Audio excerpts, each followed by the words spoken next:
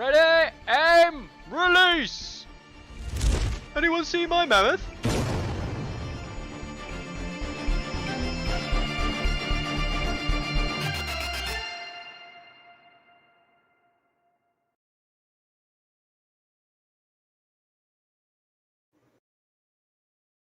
Hello.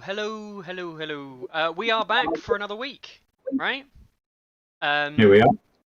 How's it going for you, Carlo? I had a frustrating week. Our games club plays on a Friday. For those of us watching outside of Britain, Friday was November the 5th, which in the UK it's not like a public holiday, but it's bonfire night, the night where we celebrate some people trying to blow up our parliament. I'm not actually 100% sure if we're celebrating the fact that they failed or celebrating the fact that they tried. You know, like these days it could go either way. Anyway, people set off fireworks and like go to big bonfires and stuff like that. So I knew that we weren't going to play on Friday. Like it wasn't even worth asking. So then I like organized to try and play on Sunday instead, and then everybody bailed. So I was a bit annoyed because I really wanted to play Song. And it's always a frustrating weekend when I don't, or frustrating week when I don't get to play once during the week. And it just reminded me why I actually kind of got heavily involved in the TTS scene in the first place, which is that at least you can always find somebody to play on TTS, whereas it is goddamn impossible sometimes to get people at our club to actually turn up. Yeah, But, I mean, did you? Other than that, you know. Did you go? I mean, we were due to go up to Sunderland, right? Or you were going to go up to Sunderland? Did all the guys in Sunderland pull out as well? No, just my wife was away. I didn't have the car. I didn't want to drive all the way there in the pissing down rain on my bike to be there and play by myself with some people that are effectively beginners. Though I tried to organise a thing where our club would go and help introduce some new people to the game, and nobody wanted to come. So the life of trying to grow a community. Communities are such for tabletop games, particularly niche ones. They're such a fickle thing. Like, you know, like I feel it can be some clubs they have difficulty trying to, you know, like keep people sticking to one game. Our club actually has trouble, I find, in getting people to even turn up in the first place. But yeah, maybe another week. Maybe we'll make it down to Battle Bunker and introduce some more people to Song in a good way. Yeah, hopefully. Right. So. This... Well, not spoilers. Why the fuck is everybody calling them spoilers? Why is everybody calling them spoilers? Why are they calling them leaks? Units were released. Yes, it has been driving me up the wall. We had no clue that they were coming out. It actually drives me up the wall massively that this week people have been calling them leaks, slight, and spoilers. Like, it shouldn't annoy me, but it really does, because they're literally not spoils or leaks. Spoilers is when Simon give us like a sneak peek, so we get to see something before it's released, right? So last week when we talked about the Greyjoy Hero box and like the riders coming out, we didn't see any stat cards, but we saw spoilers of models and who was going to be in the boxes, right? Those are spoilers because they're coming out before the models are out. It's a thing that spoils the contents of the box. Okay, you could call this a spoiler, but actually it's a spoiler for you because you don't have the box. But ultimately, it's not a spoiler. This is actual release product that is in people's hands. Now, I want to set a story straight as well that people seem to be unaware of.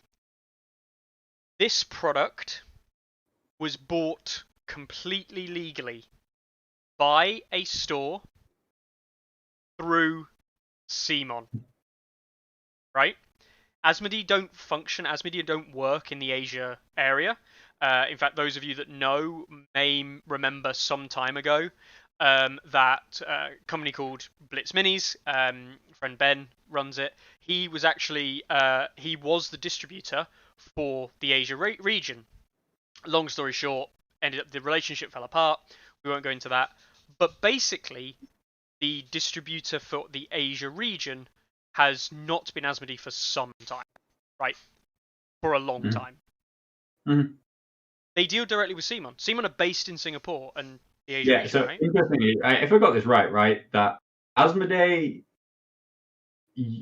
NA Yes. are your distributor if you're in North America. Asmodee EU, or maybe just Asmodee, or whatever they call themselves when they're in the EU, are your distributor if you're in the EU. They are actually two different companies. Yeah. I mean, like, they are actually two separate functioning companies. So where you get your product from is totally different on the different regions.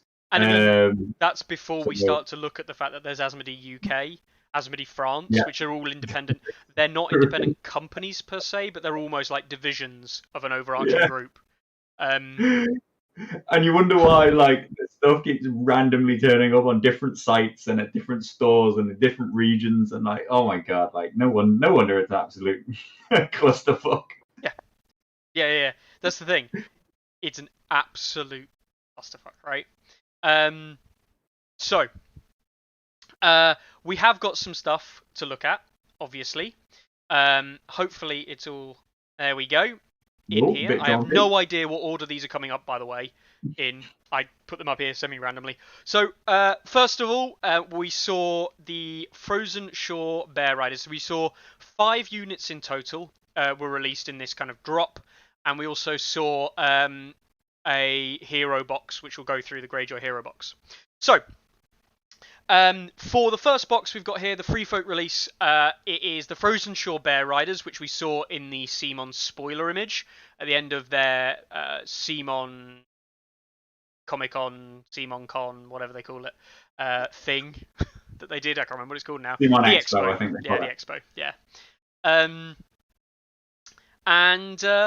Yeah, I mean, this is 2 things for this. First of all, it's 8 points. I've got the points here. I amended the images. You may have seen these images online. I amended the images so you got the points totals on there because everyone constantly asked how many points there were. It's a cavalry unit for free folk, and I think the only real important thing here, from a statistic perspective that you look at, is that the bear cavalry have 4 wounds per model. It's the first, arguably, breach away from the 12 wound tray model system that they kind of established. Obviously solos have been doing it for some time now, but it's the first kind of like step away with like a standard tray model to not have 12 wounds. Something that me and Carlo have talked about before, something that they might do. Yeah, thoughts? Other than everybody says that my audio is terrible. It is. It sounds like you've changed, like unplugged your mic and like plugged it back in, and it's just way worse than normal. Brilliant. No, it's not like you're unclear. It's just like you're a bit echoey. That's all. Doesn't matter.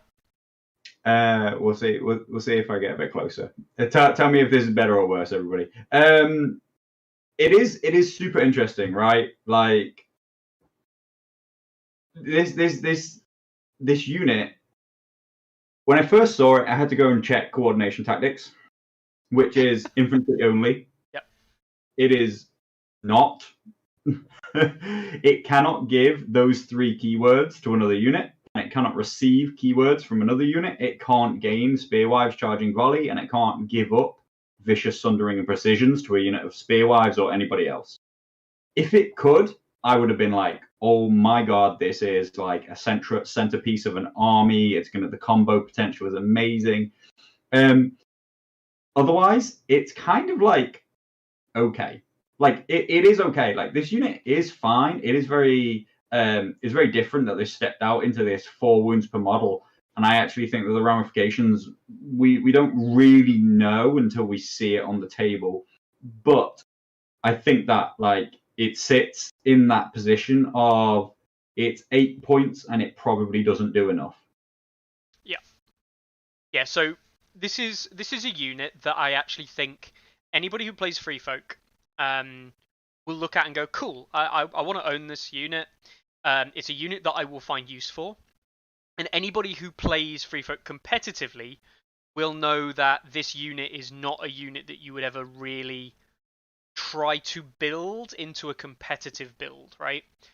But it doesn't mean the unit's actually bad. This is a unit that I look at and go, I want to own that. I'm probably going to use it down my local club. I see what it's supposed to be doing. I can understand why I'd want it. But ultimately, it's just not efficient when we talk about competitive play. Unfortunately, it doesn't. It also doesn't bring quite enough of a curveball in Free Folk to bring it as like an off-meta list or an off like alternative thinking list, really. And that's a big shame, actually. It's the one thing you want a unit to do is bring something that's a bit kind of like, oh, it's different. I haven't prepped for that. Maybe that is gonna be a bit better against my army. This doesn't have that going for it, unfortunately. Unlike Mag, right? Mag isn't good, but Mag is a fantastic off-meta list that you could maybe take along and just steal a win off somebody who runs a 7 activation list and Mag just smashes it apart. This isn't that, and that's a shame because it's a cool unit. It's a perfectly serviceable unit. If someone said they had this in their army as like a new Free Folk player and said I want to run Frozen Shore Bear Riders, I'd be like, yeah, okay, cool. Like that's not a bad list. You can make it better, but it's not bad. So yeah, it's it's definitely a bit different. Michael Pettigrew asks if do we know if there are 4 models on the bear tray? There are. There are 4 individually different sculpted models on the bear tray, Michael. So it is a full bear cav 4 model unit with 16 wounds in total. 16 wounds. I mean, hopefully my volume, my audio might be better. Yeah, it is. So I think one of the things that people are overlooking if they think that this unit is really powerful, and I'm not saying it's not. Like, I'm not saying this isn't trash tier for me. I just don't think that it's going to do 8 points worth of value. It's not going to be super competitive. If you think that this is really good, I think you're overlooking the movement 4. Like, movement 4 cav is really painful. It makes you not any faster than fast infantry. Your cavalry aspect just becomes the ability to change your facing before you charge. Effectively, you don't get anywhere faster. It's possible that it brings a new dynamic in terms of like getting to the objective and being able to hold it, which is something that Free Folk generally don't have, but like giants do fill that role. And like you say, for me, Mag is actually a lot better in terms of bringing something to the faction. But they're interesting. I couldn't say that they're overcosted. I couldn't say that they should be 7 points. I wouldn't necessarily say that their stats need to be better. I just don't think that they're going to do anywhere near as much as people think that they might, if you think that they're good. I think we've actually all come to the conclusion, people who watch this these days, that 8 points, you better be amazing. Otherwise, you're kind of meh. Yeah, I mean, if you're to do a direct comparison, and yes, factions, right? I know you can't do. You can talk about this every time it comes up. Direct comparisons. If I was to compare this with Flayed Men are just better. And you can though. You kind of can. You can do a direct comparison. Yeah. Like you can. Whereas this compares way better with something like Champions of the Stag, right? And you know, Champions of the Stag, again, they're not a bad unit by any stretch. But the problem is that Baratheons are already terrible, and Champions of the Stag don't do anything for them. This is going to be held up in performance by the fact that Free Folk are actually pretty good and have all the tools around this to make this work better. But it still doesn't mean it in itself is a good unit. It seems a waste that it's not a monster. Like, I feel like like that it should categorize as a monster and just maybe bring a bit of fun viability to being involved with a mag list. But like, I guess that's maybe just trying to find a place for them, which they don't see as a place. Like, well, maybe the kind of irony here is you can run Rattleshirt with this, and it's the cavalry for Rattleshirt attachment cards. So you get the +1 defensive to move them up to a 3+ armor save. Yeah, that's okay. They're tanky, but I mean, Thens have got a 3+ armor save if you use the same ability, and they're 5 points. And you could give them the +1 to hit, but they're rolling on 6 eyes on 3+. I mean, 6 eyes on 2+ is barely any different, really. It gives you the opportunity to precision fish a little bit more, but it's still not a good, like, it's not a great ability. No. And the panic token when an enemy engages does an action is like, well, that's just good on anyone. Like, that's just a good card if you want to put panic tokens out. So this doesn't make it better. Yeah, I don't know. It'll see play. It will see play. It's cool. I like it. It's just not amazing. That's all. Moving on though. Let's see what we got next. I have no idea what order these are in. Right, it's the Greyjoy attachments next. They Here we really go. are in a random order. So I don't know what these do. you don't know what these do. Well, these are tiny. I am well aware that the images here are really small. I do have access to better images now, but alas. I read what's his name? Is his name Morocco?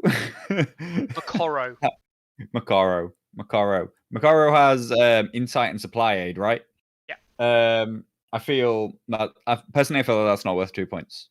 You know, like I don't rate either of those particularly amazingly as 1 point abilities. Asha, she's got what? Sentinel, nice, and Gang Up. Yeah. Here we go. Yeah, you know what? Yeah, Morocco. How about you? Yeah, Insight, so supply Makoro aid, 2 and points. Insight supply for 2 points. I mean, we've well established that Insight is a 1 point ability with so many 1 point attachments having Insight. You know, and okay, Night's Watch get 2 abilities for 1 point, but that's because they're Night's Watch. But Insight is generally considered a 1 point ability. And supply aid seems like it's being considered a 1 point ability. Davos has it for 2 points and something else, doesn't he? Or 1 point and something else. Yeah. I forget exactly what Davos has, but Davos, despite the fact that Davos has a nice pairing, I think he might have what's it called? The true loyalty or true loyalist. True conviction. But he's 1 point. He's 1 point for supply aid and true conviction. Supply aid, generally speaking, there being a 1 point order. True conviction being a nice little bonus.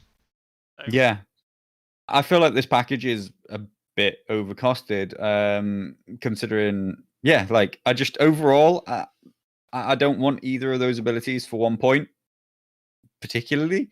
Maybe I'm missing something. Maybe there is a combo in there. You know, like Insight might have more play into them.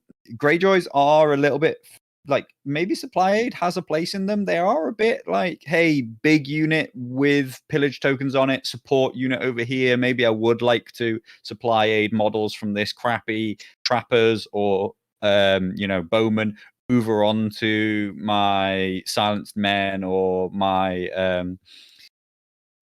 much just more powerful and influential and important units. But still, I think it's a gimmick that's not worth the cost that it's coming at. When you think, again, we can't labor on like this thing's just better, but like when you think of what you can get for 3 points in terms of Relentless, this is nowhere near giving that same potential. Okay. And up until this box, in the past box, like you're competing against an incredibly powerful set of attachments in terms of Greyjoys. They've all brought very good, efficient sets of abilities for their costing. This feels expensive at 2. Yeah. I think if I was going to use this in anything, it would be something like in a Reaver unit, making it a 7 point unit, giving it supply aid, insight. The concept of the unit is to go in early and kind of like support a unit that you want, like a unit with Relentless or something. And it acts as just basically as a two unit wrecking ball that is designed to go in there, and this unit is what keeps the other one functioning.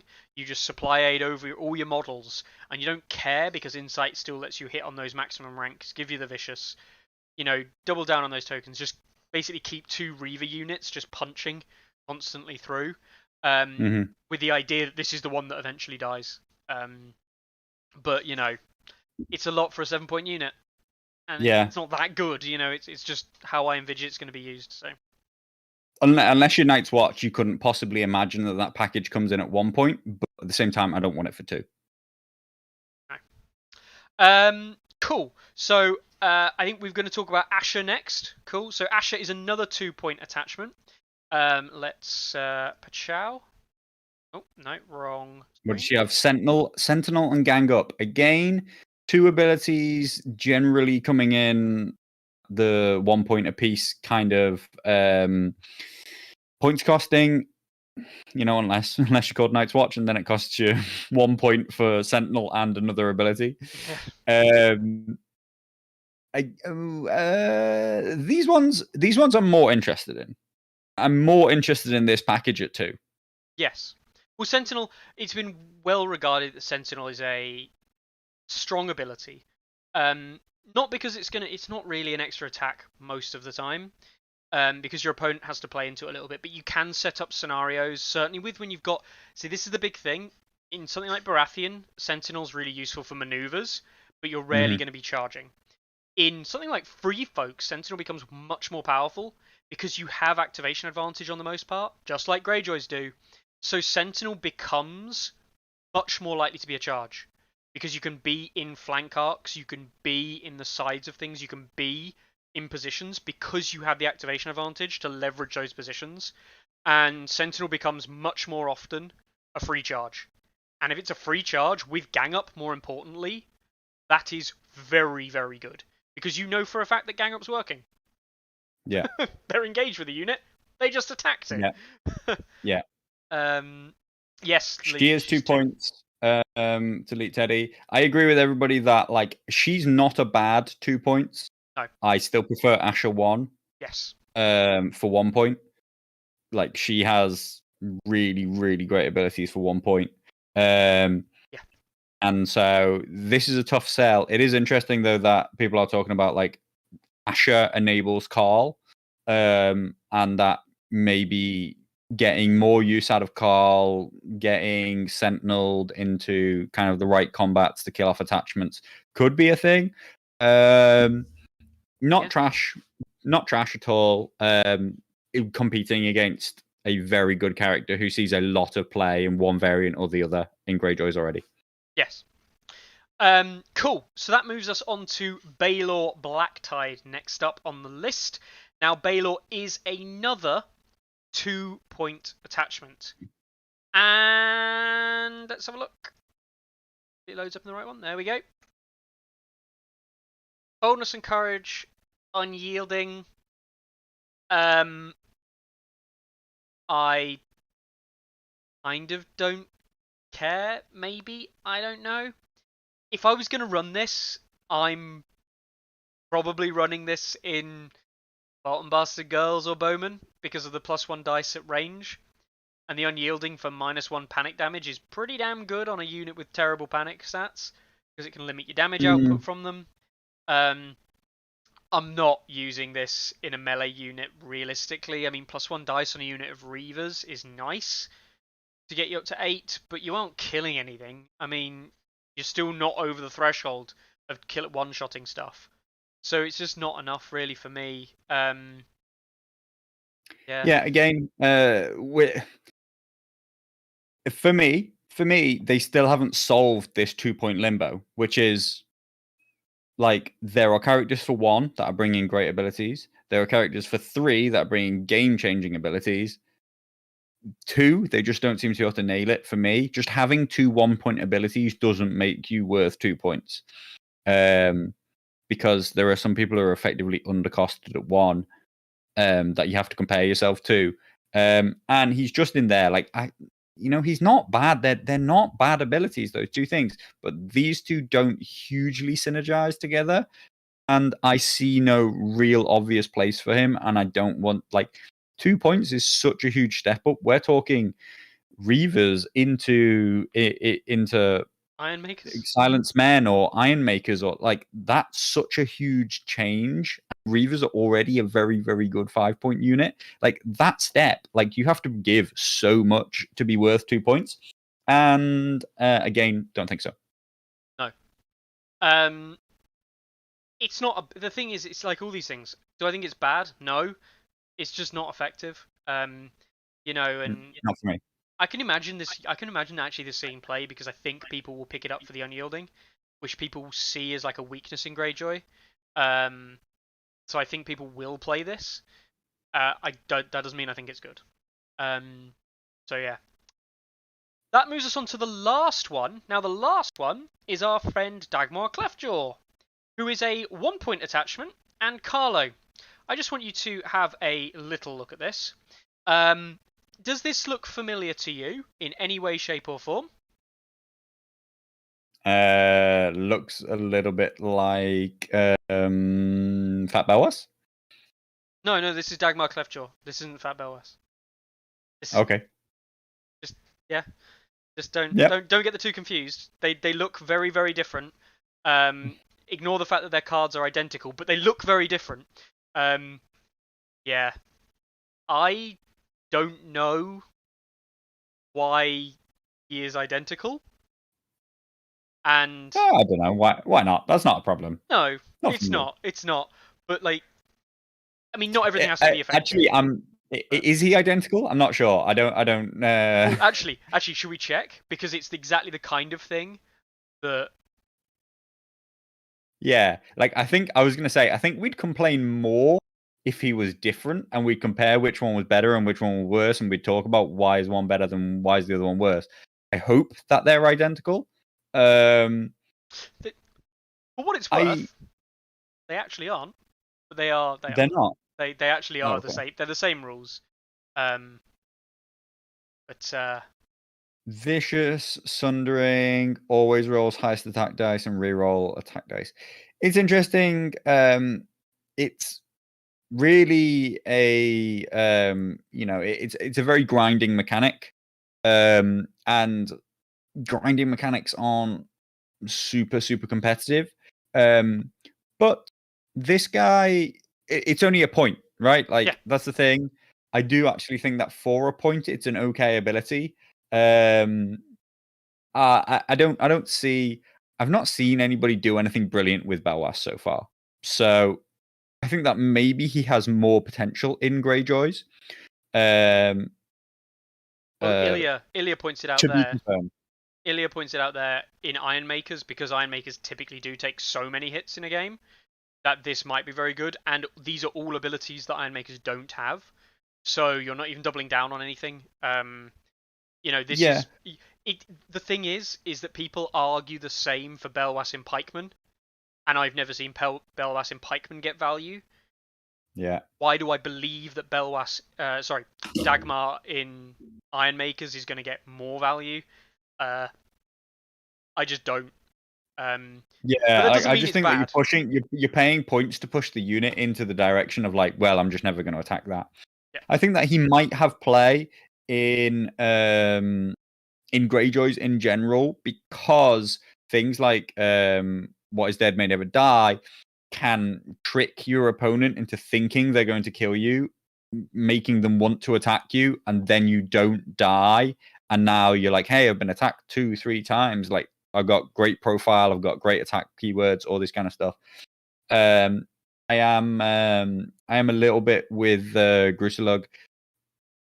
I'd be leaning towards just cheap trapper filler again of like 4 points plus Dagmar. Makes a really annoying unit at 5 points, similar to trappers with Asha. Asha 1 or whatever we want to call her, 1 point attachment Asha at 5 points. That's a really annoying, frustrating unit for your opponent. Very good on support, but like very difficult to kill. For what it's worth, the only thing that annoys me, which I've kind of just realised a little bit, is that these cards are not the same. And it's only a minor thing, but the formatting of the text is different. And I know that seems like a really dumb thing Always to get something, isn't it? It's a dumb thing to get annoyed by, like really dumb. But it just quality control, right? QC. They're using a different system for the cards, which is just weird. I don't know why you would change the system. It's not like these things have been massively differently release scheduled, right?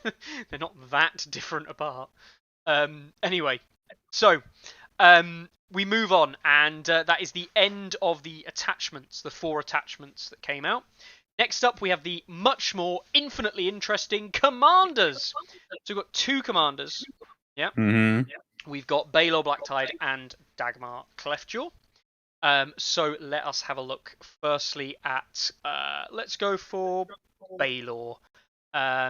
We have got. Let's have a look. So I'll get all the cards up now while I've got them. I feel like that. Okay, I'm just gonna put it out there. We'll wait to see. Funnily enough, it's actually brought up questions around coordination tactics, which nobody bothered. Even though it's not that it didn't used to exist in Free Folk, people care now because nobody cares about Free Folk. People care now because it's an incredibly powerful interaction, and suddenly people want to know the answer. But if Dagmar is as powerful as I think he has become the but you're not awful of Greyjoys. Like, he looks so good. We'll see Black Tide first, but to me, Dagmar just blows the entire rest of the box out the water. Dagmar Commander. Which is hilarious, because the first thing we see is Baelor Blacktide, who has an order to the last, which we know is being errated in the changes in the update. So this is going to be changed. What this is changed to, we don't know. But he also has Hardened. So we just said that Dagmar's the best commander, and the first thing we see is a commander with Hardened, and we're like, he's not even the best. I'll be super interested. Okay, I will how good Baelor is when I know what new to the last is, because that's getting changed, right? Like, blanket to the last is getting changed. This card will be old come the patch in December or January, or whenever. Quarter 3 2022, if we're honest with ourselves, but So yeah, I mean, as a commander package for free, that's a good attachment. Like, that's fine. Hardened is fine on a commander. Bringing the extra ability is fine. That's good stuff. Yeah, not too dissimilar to Eldon, right? Eldon has Hardened and like something else. I can't remember what it is. So yeah, equivalent to the Eldon there, cross faction. Yeah. His cards, we've got Lash Out, which we remember from Grey Worm's got it, and Great John Umber. It's an okay card. It's like completely okay, just some extra ranks. This is actually really important specifically with Lash Out, because you've got things like To the Last and What Is Dead May Never Die, which is probably going to be putting 4 wounds out to an enemy unit if What Is Dead May Never Die. That's kind of dangerous. Yeah, this is actually, I mean, that's very, very repeatedly going to be, hey, take 6 wounds, right? 4. No, take 4. Yeah. Phew. Woo. Yeah. The unit's dead for attacking me. No. Yeah. 4's still a very big swing, guaranteed. It's going to cause real second thoughts to dragons, giants, like all sorts of stuff. Should be very scared when Black Tide is around. Yep. And as you know, Marwin's kind of saying it, Charles is saying it, and Nobnerb, when you've got squishy units that do die, which Greyjoys do, this actually has more value. Because the one-shot potential is so low, but knocking me down to 2-1 rank, hey, that's quite standard. So yeah, that's a good card, I think. It's fine card, no problem there. Yeah. Black Tide Resentments is a new card. Start of any turn. Attach this card to a friendly combat unit, and if this unit ever restore wounds, you remove the card. Okay. So, for each of your destroyed ranks, you choose one ability, and 2 abilities to choose from. This attack gains +1 hit and +1 attack dice for each of destroyed ranks. And this attack gains Vicious, and if the defender fails their panic test, they suffer +1 wound for each of this unit's destroyed ranks. Now, what I really like with this, potentially, is I am 90% sure. I'm going to just double check. Isn't there a Greyjoy card that makes you attack at max ranks for spending a pillage token? I don't think that there's any cards in the Greyjoy base deck which make you spend pillage tokens, are there? Yeah, so the Iron Price. Target one friendly Okay. combat unit, remove any number of pillage tokens, restore 2 wounds, get +1 movement, and may reroll charge distance dice. And that unit uses its highest attack value this turn, right? Right. Massive important thing here. You spend a pillage token when you're on run rank. You attack at your highest dice. You then attack, and you go, oh yeah, but I've got Black Tide Resentment on me, so I'm now going to do not only my highest dice, but +2 to my highest dice rolls. And But +2 haven't to you hits. just healed? No, because you choose not to heal. Okay, so you don't have actually to choose spend any. that. You don't actually spend any pillage tokens. You could just spending 1 to take 1 ability. So, and you attack at max dice rolls. You have +2 to your maximum, which is really good all of a sudden. You have +2 to hit as well, and you make it vicious, and they're taking +2 wounds on a vicious panic test. That right there is really scary. Yeah, I do quite. What I like so far about the things that I'm seeing is that it's going to sound odd, but a lot of this is actually conflicting with Reavers, right? Like lots of these things that we're talking about, these benefits, our Dagmar attachment, giving abilities that Reavers already have. And I think that's a good thing because I think that Reavers are just like so efficient versus the more expensive Greyjoy units that exist. And I think that's really good if there are cards that can push the higher cost 7-point cost Greyjoy units forward. And I think that this does. I think this is a good card. Like I can't quite get in my head like how hard it is to not heal and what specifically counts as healing. I think there's a lot of things in Greyjoys that, I mean, healing is anytime you put a model back on, right? So if you what is dead may never die, you just healed, right? It doesn't call it healing. I'm sure the game is. I don't know. I'd have to look it up. Is the truth. I don't know if what is dead may never die is called referred to as healing. Because what is dead may never die, you don't lose any attachments that were killed. Because and you only ever heal base models. So is it when you would die? Yeah, it's interesting. You have to see what counts and what doesn't. I think that it could have a lot of play. There are some not like corner cases, not super rare, but there are some interactions here that could like just turn this up to 12. This could be a great card. Do you know why I like this? It's a mind game play here, in that if you've got a unit that's kind of like in a position where it can do something, but your opponent gets away, like, oh, I can attack this unit first, and I can like reduce its ranks and make it less dangerous. Well, at the start of their turn, you go, I'm just going to Black Tide Resentment that unit that's currently on full health. But your last activation, which you were going to use to attack it and knock it down, you can't do that. You don't want to do that anymore because you don't even protect yourself. It actually makes this whole interaction worse, which means you can kind of... It's healing by not getting wounds in the first place. I mean, any card in the game in general, which you just play and then leave, is super powerful, right? Like we just know that for sure. So I think this is a very powerful card. As well as cards that give you plus attack dice. Things that give you plus attack dice is good. Awful. So yeah. And cards that you just place on yourself and buff you forever. Awful. Yeah. By far the best things that can exist. His last card that we have got here is a little bit of a different one. It is Black Tide Conviction, which is Hear Me Roar reversed. Reverse. Except that it's after rolling attack dice. After rolling dice, yeah. Oh, sorry. Morale test, yeah. After you roll the dice. Yeah. So like you already know if this is going to make you pass. Yeah. This is really good. Which is super weird. Like I almost feel like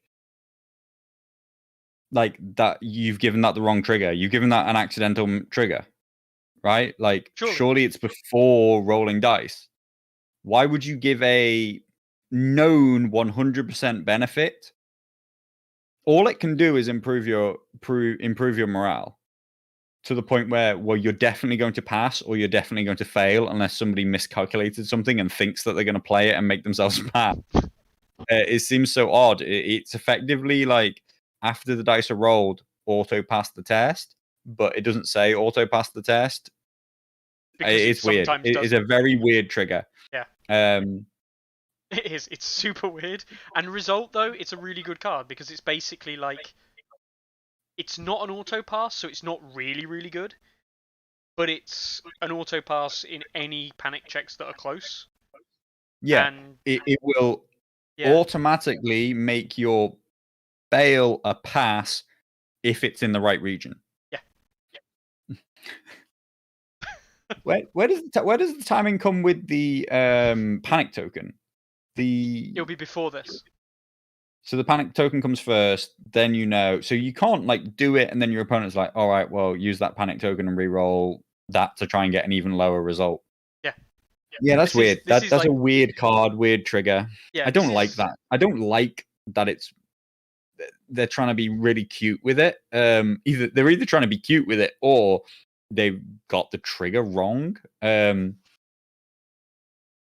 Yeah, I mean, to Nobneb, like, can Hear Me Roar have that, please? Do you know what I mean? Like, can I see what you roll and then say, oh, take a -3 on top of that because that's definitely going to push you into the fail category. Yep. It's odd. Not happy with that card. Not happy.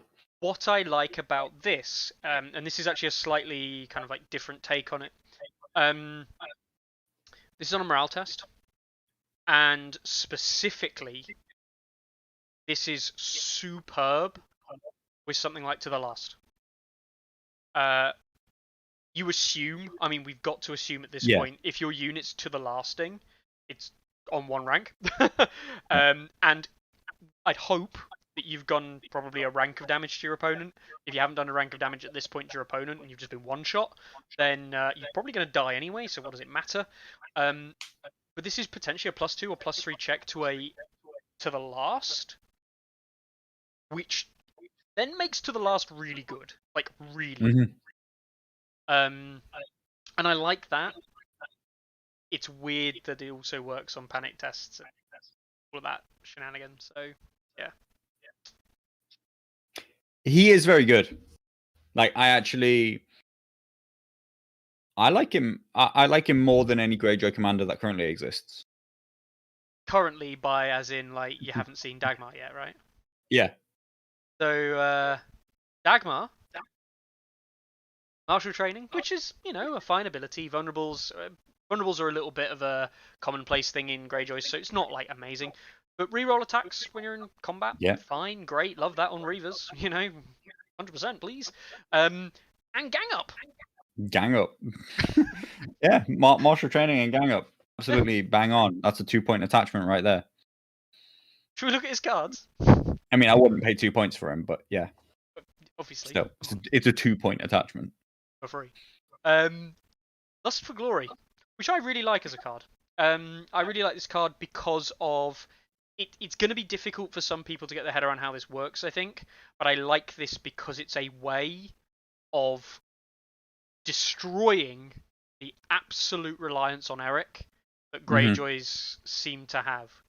I don't run Eric myself because I don't want to be reliant on him, and I feel like this card alone is just kind of like play me because Eric can become a different NCU.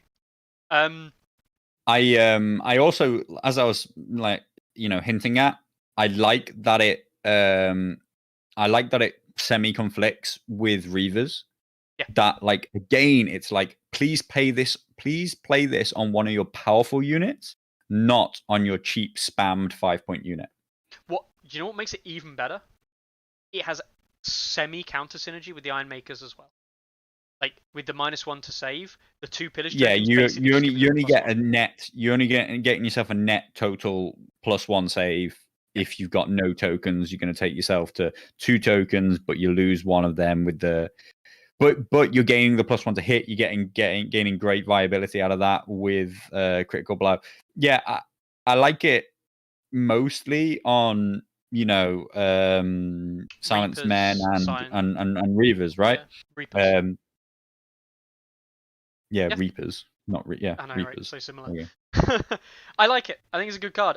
So just so you're aware, the unit counts as having 2 pillage tokens. So this would mean that your pillage unit, if it destroyed a rank, would not earn pillage tokens because it counts as having 2, and the maximum it can ever have is 2. So this would conflict with the concept of generating panic tokens for that unit. But do you know what the really cool thing is, Carlo? Can I spend them? No. So I don't Why not? believe you can. I count as having 2. Because you can't actually remove them, I don't think. Okay. Do you know what really cool thing is, though? You don't have to play this on a unit with pillage. That's true. That's true. You can just give somebody +1 to hit and -1 defense saves, right? Yeah, any unit. Yeah. How about Flayed Men? Yeah, for the round. Hit on 2s. And they can blow fish with that. Hit on 2s. I've got 4+ save. Who cares if I'm charging like shit I don't care about? It's gonna die anyway. +1 to hit with a -1 defensive save is only a very okay card. I mean, let's not pretend that other people don't have a +1 to hit card in their deck that doesn't have downsides. I know. But it's the fact that it can be. Admittedly, though, they pretty much have them on an attack, not for the whole round, generally speaking. Yeah. And it gets really cool when you consider that you can give pillage tokens to a unit that doesn't have pillage, and you go, damn, Lust for Glory, I've got these pillage tokens on this unit, but it hasn't got pillage, so these pillage tokens don't do anything. And then you go, lol, coordination tactics, I just gave my own unit pillage that didn't have pillage before, and now it gets to use the pillage effect because it has 2 tokens on it. And yeah, fuck you. Yeah. This is by far the most talked about, probably, and I mean, this is a great card. Infantry only, no flayed men. So yeah, take that one, Mickey. Yeah. No flayed men. Thank God. What are those things that Greyjoys have a lot of? That's right, infantry. This is obscenely good. Yeah. I've already, to put it bluntly, there are so many things about this that, like, at a non-broken level, you can be like, I give my Iron Makers +2 to hit for their pillage tokens. Brilliant. I give my Silence Men +2 to hit. I give my Iron Makers -2 to morale saves. Whatever, right? The thing is, in Free Folk, we use it for like +3 hits or like some keywords, whatever, right? Sometimes you use it in Free Folk and you're like, I get a Warcry. I get Emancipability. You don't get Coordination Tactics to use with a 3-point attachment that has fucking Relentless. This word, this thing right here, might as well read, start of any turn, do a free maneuver or attack action with any unit. And that is your activation for the turn. You just got an activation in a card. Well done. Yeah. Brilliant. But more than that, let's say you use it to do an attack, right? Let's say we're in the relentless position and we're making an attack. Yep. That attack you just made is going to have your own abilities plus whatever you just pulled, plus Victarian's other ability, which I totally forget what it is. Vulnerable but charge. It probably does nothing. Yeah, okay, cool. Does nothing. Thank God. Plus whatever unit he's in. So like, and as you say, that could be, Reaver's Victarian is super common, right? You can just be like, cool, well, I'll have pillage tokens give +1 to hit, right? Like, and I've just grabbed your Sundering, and and my Iron Makers are now just like, all right, cool, I'll attack on 2s with Sundering and crit blow, and like you're just like all for free for one attack, and you just delayed your action. bonkers. Like, oh god, I don't want to lose my shit, but that is fucking. Do you know why else I like this? Did anybody test this? I don't even care. Right. So the big argument is the argument and the discussion that suddenly people care about is, did I expend the relentless? Which personally, I don't see any rules as written. You spend it on the you actually you spend just gave it relentless on to the other unit, and then you got to trigger it. You didn't spend Victorian's own relentless. You gave relentless to a new unit. It gained relentless for the turn, and it used it. So that's not. I really don't see any rules basis for how you're just wishing that he didn't get to do it because you've seen instantly how powerful this is. But even if it expended it, the strength of the attack that you could make off the back of this is so big that it would be worthwhile in a lot of cases. But you don't expend it. You don't. Like, really, unless they're going to errata, and again, it is unless they're going to come out and change the rules, which would be a little bit annoying for free folk, but not hugely so. But unless they're going to come out and change the rules, there is no rules basis for that right now. Do you know what a really cool interaction is as well? We talked about the like losing the definition of Eric from Lust for Glory. We can Lust for Glory unit to give it pillage tokens, right? And then you can coordination tactics on another turn to give it the abilities, right? Really good if you're going second, actually, because you Lust for Glory on their turn and coordination tactics on your own. But you know what's really cool? And this is where things kind of get a little bit nutty, and one of the units we're going to look at as revealed, Bowman do the same kind of thing anyway. If you have pillage, and you have share the spoils, okay? Share the spoil, or divide the spoils, sorry, which you see on Bowman and what we're going to look at this afternoon as well. When you destroy a rank, pillage gives you 1 pillage token. When you destroy a rank, divide the spoils gives you 1 pillage token that you can place on a unit within long range. You destroy 1 rank, you generate 2 pillage tokens, 1 on you and 1 on any unit you want in long range, which can be you. You've just given a unit +1 to hit, okay, some minus defense saves, and probably a bunch of other cool stuff from coordination tactics. You're probably looking at taking off 2 ranks. You just generated 4 pillage tokens from destroying 2 ranks of infantry that you can spread across your faction basically wherever you want. Now, if there was something that told me that Eric was not required, that would be it. Yeah, I think that this is a huge movement away from Eric, which I won't deny is probably a good thing. Like, Eric felt like almost like a tax to get Greyjoys to do the thing that they're supposed to do. Yeah. Answer Wayne's D1. Yeah. He says, like, when Jaqen copies an attachment that used its order, it can't use that order, right? I don't actually know Jaqen specifically, but this calls out that the order must be unused.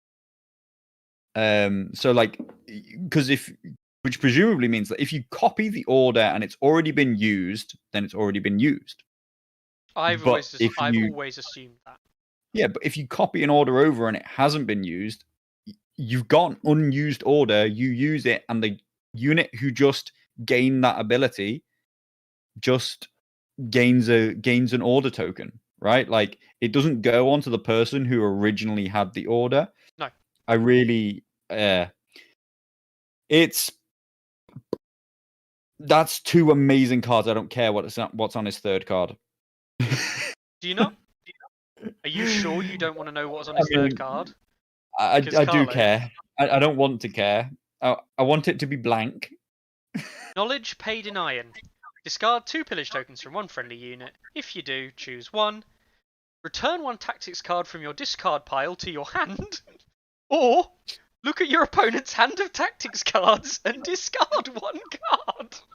Yeah. I mean, this is just fucking stupid. I mean, yeah. If you don't know, like, Lust for Glory's probably the worst card of the 3. And Lust for Glory's a good card. This and Coordination Tactics are fucking nuts. This might as well read. Like, this is genuinely might as well read make your opponent discard a Flayed Man Has No Secrets, or make your opponent discard counterplot. Like, if you really want what is Demo Meta to die off, just Knowledge Paid in Iron, just get rid of that control card. Your opponent doesn't have control card? Oh, let's just get rid of Endless Horde. You might as well say, have that Relentless for a second time every time. Yeah. So you don't, Sorry, feel like time. you're playing against Baratheon and you're like, well, Baratheons haven't got a tactics card that I need to get rid of, so I'll just have another activation this round.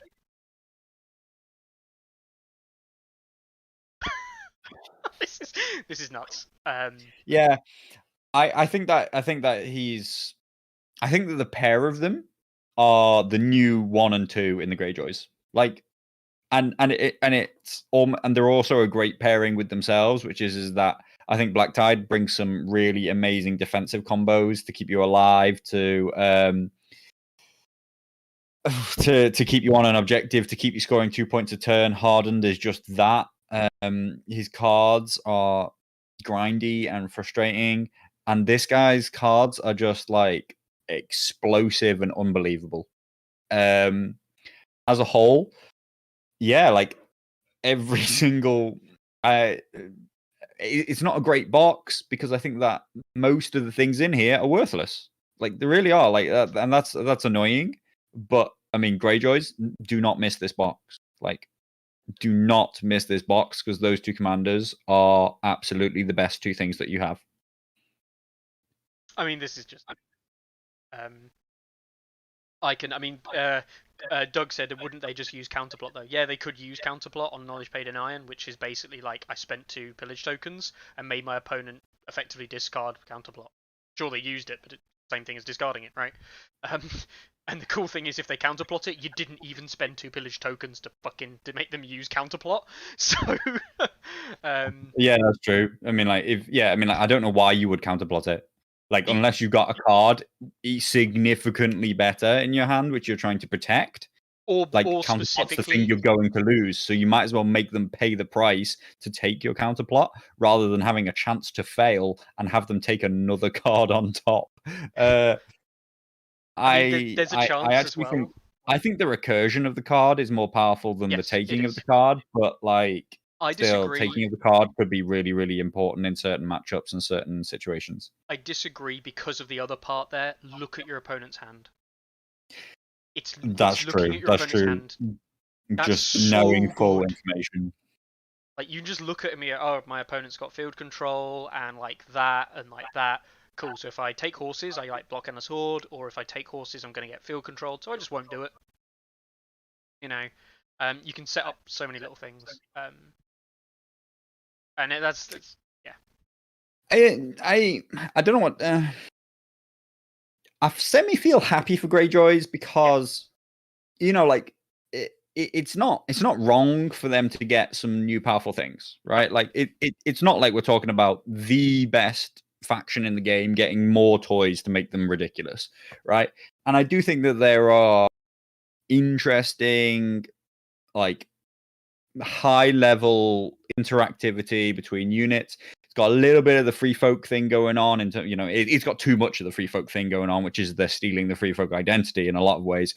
But it's got a bit of that thing that I do think that I have a lot of interest in Free Folk for, which is that it's like, hey, interesting list building mechanics. Don't spam the same unit. Bring units that complement each other. Bring like different things. Bring unique things that can all kind of work together.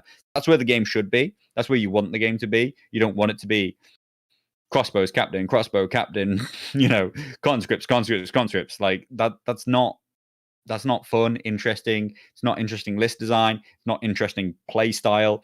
It doesn't allow you to make plays and feel like you've done something great. But I worry because, to me, on first look, they're so significantly more powerful than the things that they currently have. That's really bad. I would have said one of the best things about Greyjoys currently is that everything was viable. Everything was really well internally balanced. Everything had play, and I think that this, in the same way, it makes, in the same way that Offal makes Night's Watch boring because it's so predictable what you'll see. I think that Dagmar is going to be so commonplace that at least for a while, that I think it'd be a problem. Although, that may the timing over which people will gain access to Dagmar might be so long and so spread out country by country that everybody won't just become bored of him after 1 month because most people won't have access to him until halfway through next year. More on that later. So yeah, in answer to your question, Dan, do you have to declare which option before counterplot triggers? No, you don't declare the option before until you get to resolution, and counterplot is before the card is resolved. It's the playing of the card. It counts as the trigger of the card. So yeah. And yeah, Marwin's absolutely got me. Yeah, Eric is not viable, but okay, 5 out of 6 or whatever they have, 4 out of 5. That's good numbers. That's 80% viable is viable. Is Eric a commander? I just thought he was an NCU. Yeah, exactly. He's just going in the bin at the moment. Do you know what I mean? His NCU just lost a ton of value, and his commander is now so far behind the other options. Can I just point out, Eric has a thing where if you spend 2 pillage tokens or you spend some pillage, it does this cool thing where you block some hits. And then Dagmar's D3 wounds or something like that, right? Dagmar's just I just spend tokens and I let control the game. Yeah, spend 2 tokens, you win. Oh god. Anyway, on to the NCUs. Now the NCUs, there are 4 NCUs in the box, and we'll start off with Asha Greyjoy, the would-be queen, the Queen's Moot variant, if you will. King's Moot variant, whatever. An influence for 4 points. While influencing a friendly unit, they gain +1 to morale check for each pillage token. And if you have 2 pillage tokens, you take 1 less wound as well. It's alright. Yeah, just fine, isn't it? Yeah. Just fine. 4 points. 4-point influence. Some plus morale. Yeah. They have a competitive set of. It's quite a lot of competition in the NCUs. Yeah. For Greyjoys, I think she could have place. She could. Yeah. Yeah, I think there's nothing wrong with Asha. In the pillage heavy, so Iron Makers, making Iron Makers 5 morale when they've got the pillage token with -1 wound.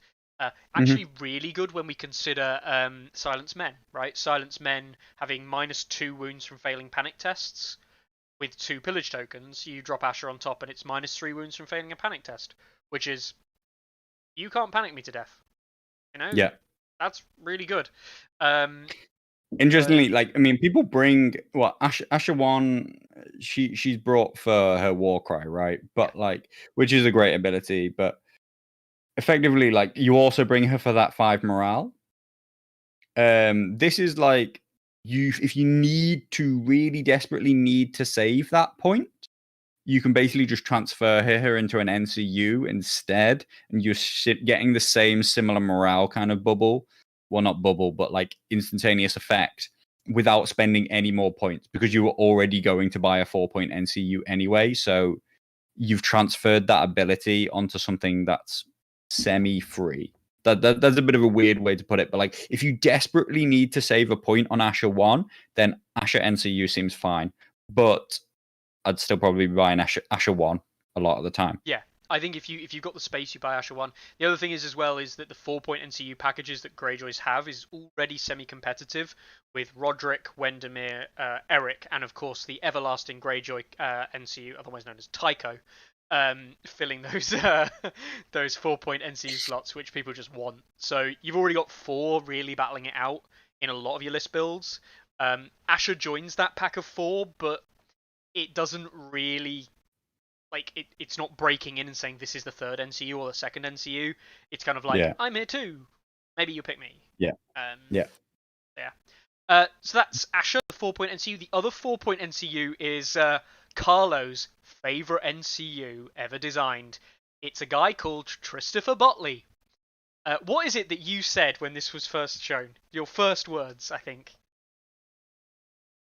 I don't remember. What did I say? You said something along the lines of, if they ever wanted to make 2 NCUs work. Oh god, yeah. Now I remember. Yeah, no, this is 100% peak Demon. No, I think what I actually said was this is 100% peak Simon designing an ability that basically says, play 2 NCUs, you fuckers. You could not design an ability more that's just like, stop fucking playing 3 NCUs, which is why he's not good. Because you're not playing 3 NCUs. Though you do actually have multiple decent 4-point units, which makes playing 2 NCUs actually a viable strat. Do you know why I like this? You know why I really like this? Because if you thought Walder was playable... Oh, poor Walder. You have to one Walder with Prior Pre now, otherwise you just get fucked. Yeah. It is actually really interesting design. Yeah. Actually. Like it is interesting design, and if you were trying to come up with an interesting way to make 3 NCUs not the best choice all the time, this is actually a way, right? If I bring this and you bring 3 NCUs, then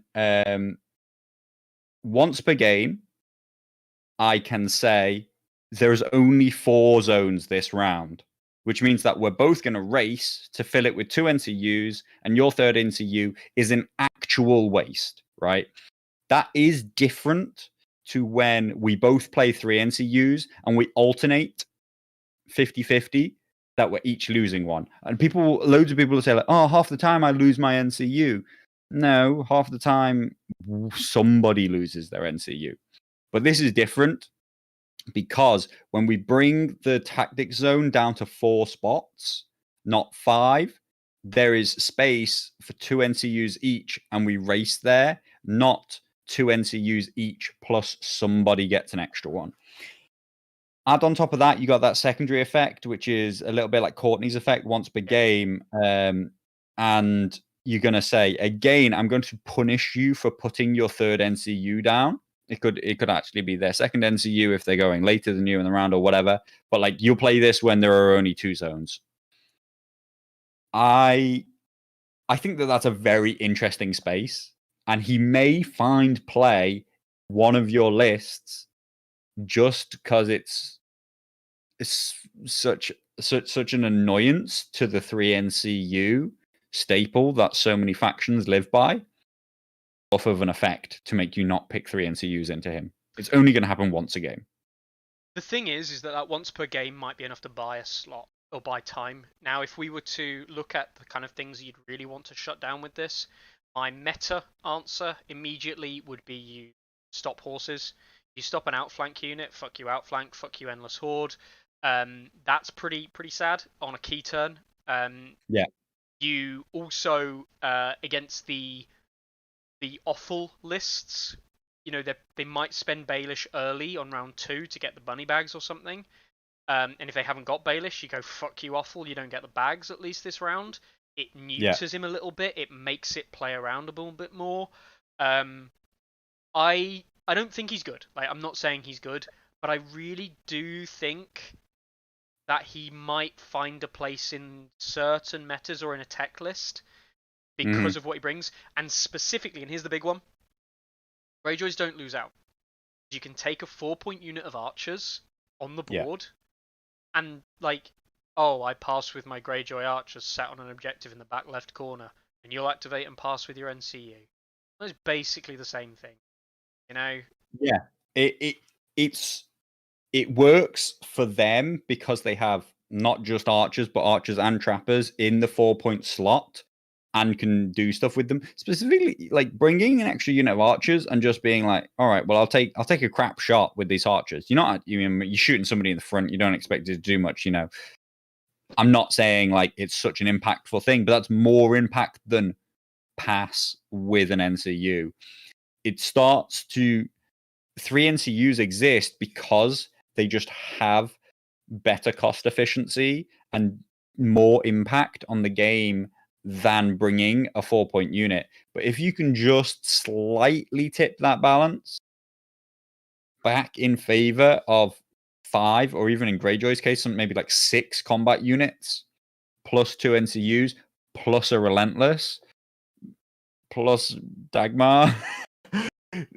You could actually be playing 2 NCUs and massively out-activating your opponent and applying pressure to them. I think he's very interesting. I need to see how it actually plays out. Yeah, and I was just about to say, as Ilya says, things like your opponent has swords this round. Your opponent's going first. That's the round where you want to block that third NCU anyway. You're just like, hey, there's no swords this round because you're just going to do me with swords, and that's going to be really bad. I don't need it. I don't want you to have it. Bang, no swords, and you only get 2 of your NCUs. That's a huge hit in terms of the flow of the game, and that will only come up twice a game. Twice a game on, like, say, rounds 3 and rounds 5 are the only 2 times that your opponent has the opportunity to be like taking the last action and then taking the first action next round, grabbing swords after they charged you. And one of those 2 opportunities, you can just say that zone doesn't exist. This is really important as well to counter Ilya's point. Like, you're saying, like, block an attack on first turn, but that's it. Well, actually, if that is his only cost, is to block 1 attack start of a round, Tycho heals 5 wounds across 1 game. Your squishy units getting attacked by, you assume, something big. That's what's going to attack you. He's probably best unit that he can attack you with. Not some piddly ass piece of shit that's going to do like 1 wound or 2 wounds. You're expecting like a 5, 6, 7, 8 wound attack to come in with that sword play. So you just did a 1 per time ability with Christopher that just blocked 8 wounds. So by definition, even if you take him in a 3 NCU list, he just healed more than Tycho. Yeah. Like, I think I don't quite know what Weasel's saying to, but No, all I say to Weasel is, you say no, I say okay. Which is a bit of an inside joke, but Okay. I don't really know what he's saying to, or what I'm supposed to respond with. I think it's because we're saying 2 NCUs might be a little bit more viable with this, and it might be a stretch. It might be a stretch to say 2 NCUs is viable. Yeah. If you're one of those people who's desperate to make 2 NCUs work, hey, have a look at Christopher. Okay then. Anyway, Christopher, we'll move on to Baron Blacktide, Blind Baron. He was the one on the C1 Expo promo sheet at the end. He was the bloke that we weren't sure about, and Blind Ben was the kind of like general consensus in the end when we saw his model come out, obviously last week. He may only influence Greyjoy units, very similar to Aeron the Damp Hair, who similar Drowned God affiliation. While influencing a friendly unit, that unit only suffers 1 wound for every 2 unblocked hits from any attack or effect. Remove Baron if that unit fails a panic test. So you make a Greyjoy unit giant. He's a 5-point NCU. He's a 5-point NCU. So, I mean... Thank God. Yeah. It does immediately make it a little bit more difficult to fit into lists and make it a much harder buy. I think that this is moving to the point of this is like Eddard Stark, right? It's a 5-point NCU that I am considering. Like, not too dissimilar to what Balon? Yeah, Balon. Balon. Like, I think he's probably better than Balon. I don't know. Like, maybe. Yeah, like Balon's in there of like, hey, but 5 points. When an NCU costs 5 points, you almost have to build your list around him, which sounds crazy because you're only paying 1 more point than a 4-point NCU choice. But like, that point could have bought you Asha 1. Like, you could have had Warcry and a 5+ morale or something like that. So I think that he might fall into that category.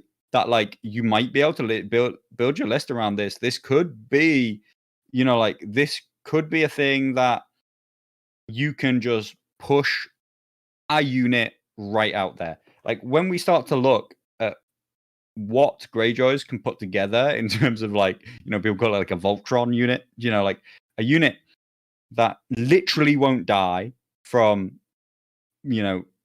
let's talk about Black Tide, right? It could have To the Last, Hardened, that what is dead may never die. It could have Baron on it, and it could be in a unit which is like hyper aggressive and has no defense, right? And what you do is you just say, I don't have any defensive stats, but I have massive aggressive stats, and I'm gonna go at you incredibly aggressively. But I have all these other ways that I won't possibly die, and then you're gonna be left with this massive dilemma. But I think that it's a very specific thing that you like really have to plan for him. I think that if you just use him indiscriminately, your opponent's just gonna be like, all right, well, cool, leave that unit for this round then. You have to shove them, really shove them in someone's face. And it's funny because this card basically, we talked about Eldon a little bit earlier, but Eldon Stag Knights, which has seen a lot of play, people think like, Eldon Stag Knights, that's going to be cool. And Stag Knights have the 1 per round resilience order, which is basically this. And if you fail your test, once this comes down, then it was basically an order, right? You used it once and then it went away. So actually, this is like equivalent of like a 1 point or 2 point ability that you're just giving to a unit wherever you want on the field, kind of whenever you want. It has some negatives. Obviously, the panic, it does mean things like our ever favorite red cloaks can just like fuck you, that's gone.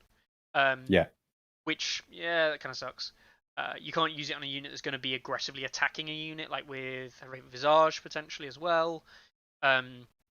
But Crowns might not be the most worthless zone in existence anymore. I used crowns and did a couple of wounds to my enemy unit, and also removed its giant rule for the round. That's I think it's good for a 5 point ability. I just, like Carlo's saying, it's a 5 point NCU, which immediately makes it difficult. But it's a very contested field now. Greyjoys have a great NCU stable. Like, you know, I mean, like, there's so many good things to pick from. Yeah, and Ilya points out that this NCU and Black Tie commander are better than Starks and Brathians combined. Yeah. Mythor says you can't use it on Flayed Men, which is true, so it immediately makes it worse. That is how every ability works in the game. Also can't use it on Tycho. Piece of crap. They're going to get super nerfed, surely. So, the other 5 point NCU, Makoro, R'hllor's Magic, he's really weird. I don't know what to make of him at all. So, each time he claims a zone, you may remove he has 2 order tokens on him. Each time you remove an order token from him when he claims a zone, if you do, you can look at the top card of any tactics deck. You can look at your top card of your deck or your opponent's deck. You may then shuffle that deck. And he also comes with a once per game ability for a zone replace effect, or like a mini Balon, if you will. Return 1 previously destroyed friendly attachment to a friendly combat unit, replacing a model as usual, but ignoring the usual attachment limits. It's like Jack and attachment. Better, right? Better, because it ignores usual attachment limits. And you haven't had to commit to what unit he's in. Correct. This could be very good, like with talk about an aggressive unit with Victarion, and then just Makoroing back Victarion into another unit. Yeah. With an attachment like your commander, Asha Kings, just go on a fucking rampage or something. I don't know. With are you ready? Is it Dagmar? A Jack and attachment, and Balon. You can have 3 Victarions and Dagmar them to copy them onto anyone else you want. But that's a given. You use those earlier. That's a given. Yeah. How the meme is how many relentless versions of Victarion can we get in one army? We just have to suicide Victarion Reavers straight at our opponent, and then we triple the unit up by turning him by redeploying him. Fuck it, that's too expensive to wait. You can't waste an 8 point unit doing that. Fuck it. Victarion Bowman, charge. 7 point unit, just get it fucking killed. Right, let's go.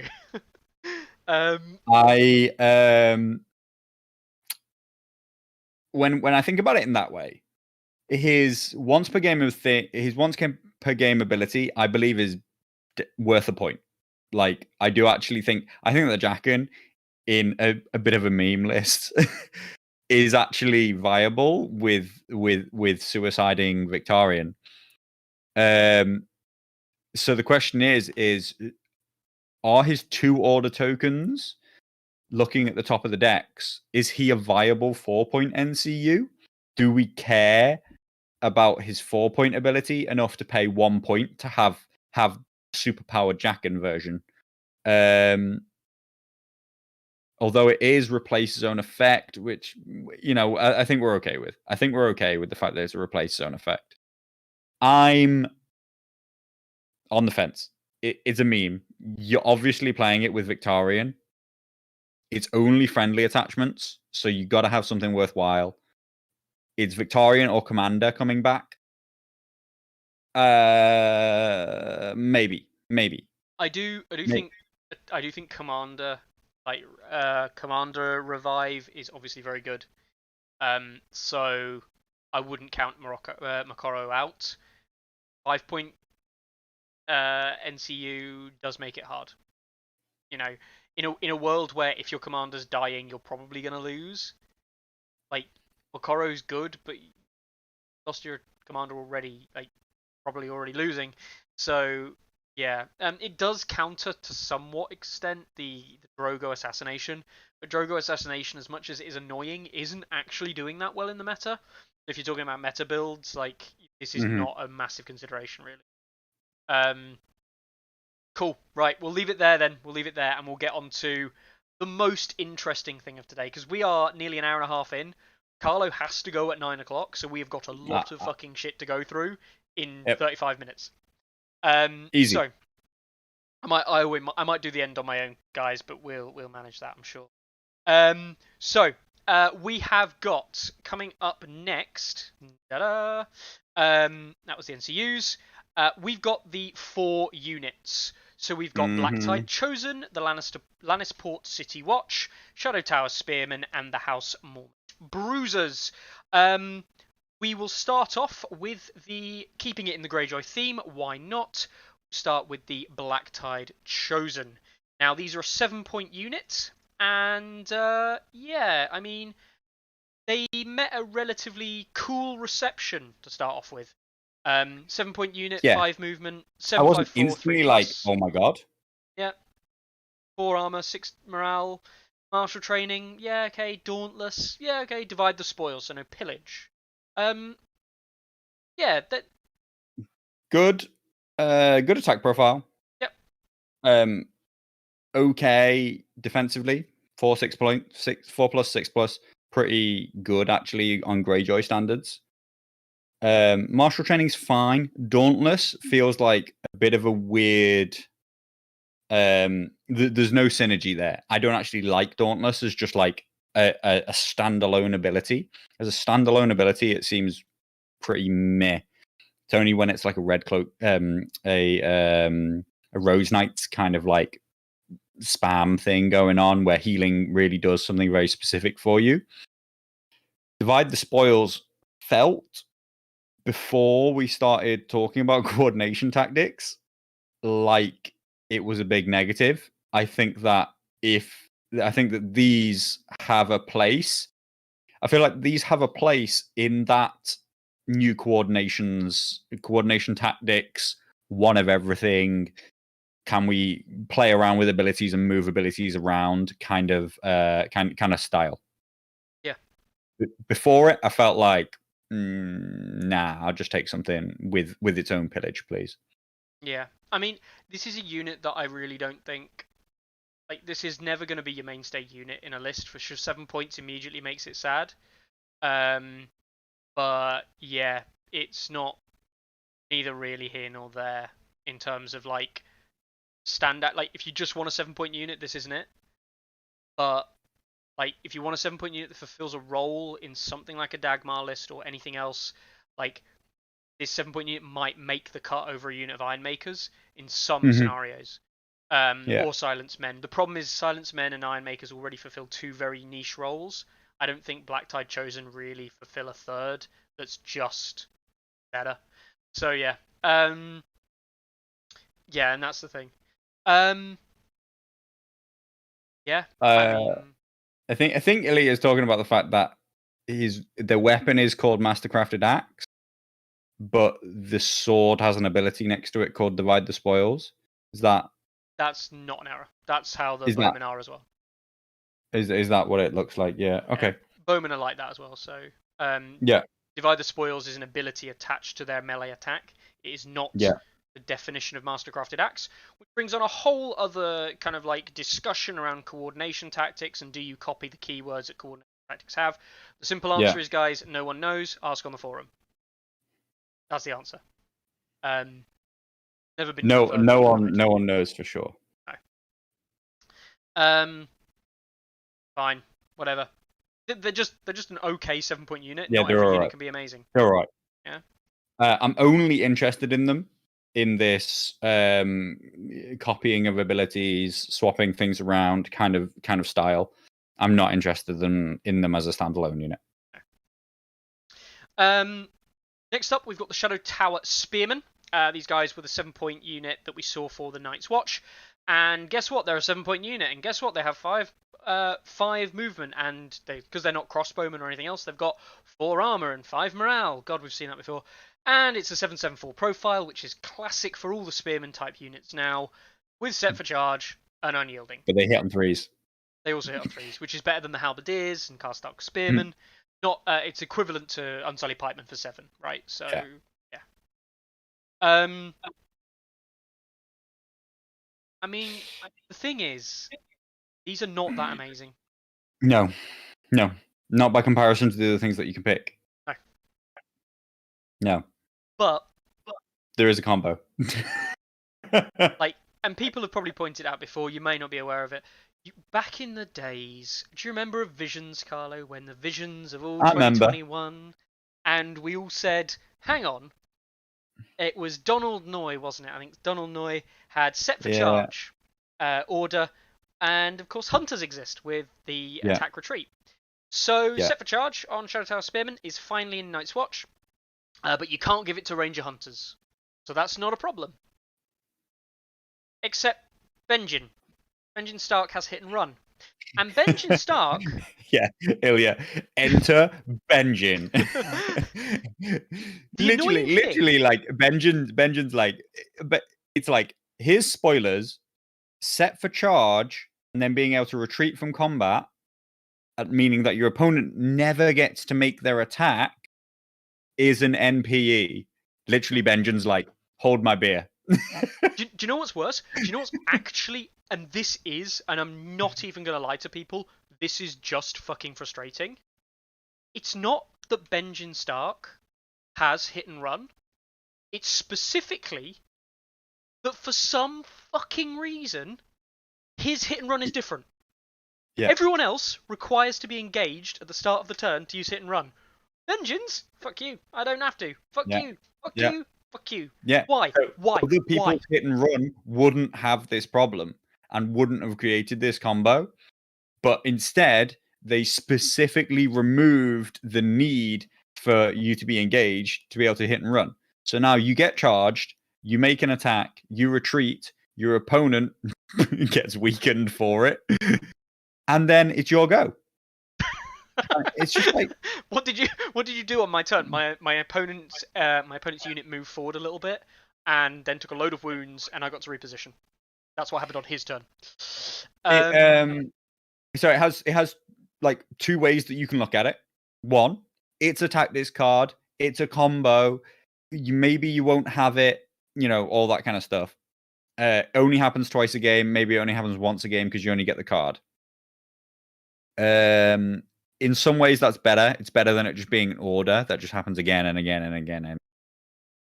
But the worst part of it is that you don't know it's coming, right? Like when it was Donal Noy in Rangers, it was like you knew that was what was going to happen, and you were choosing to play into it anyway. This one is just going to catch people yeah. So it is important to note.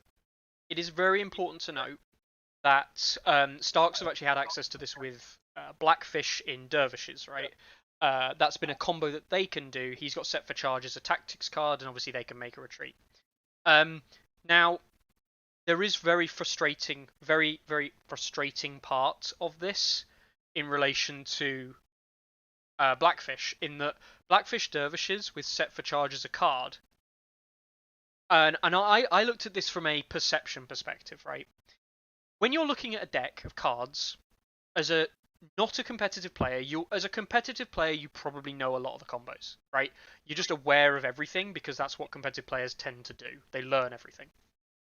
Thing is, as a mid-level player, you will not look at set for charge and go, oh, that doesn't really do anything. You'll look at that and go, oh, that's a good card. I should be wary of that. You will never, in a million years, look at Benjen's hit and run and go, that's a scary card. So the difference is you'll play around Blackfish's version. People won't play around the Night's Watch variant because they won't be as aware. And it's perception of card, right? Card perception is so important. My opponent, free attack when I charge. God, that's scary. I better not do that then, or I better be aware of it. I get to make a retreat when you attack me, or when I make an attack. Oh, that's not scary. That's not too bad. Yeah. Perception, man.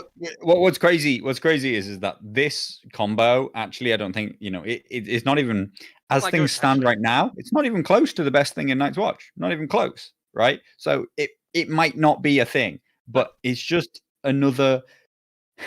What's actually mental about it is that during the Simon community chat thing, they specifically called out, the thing we have to watch out with Night's Watch is that they have these really powerful combos. I mean, like, I'd say, well, no, they're just better than everybody else in every single category of the game. Better NCUs, better units, better cheap unit, better good units, better tactics cards, better commanders, right? But that part aside, they do also have some really good combos. And then you specifically called out that Night's Watch have these really good combos, and then you just given them another bonkers one.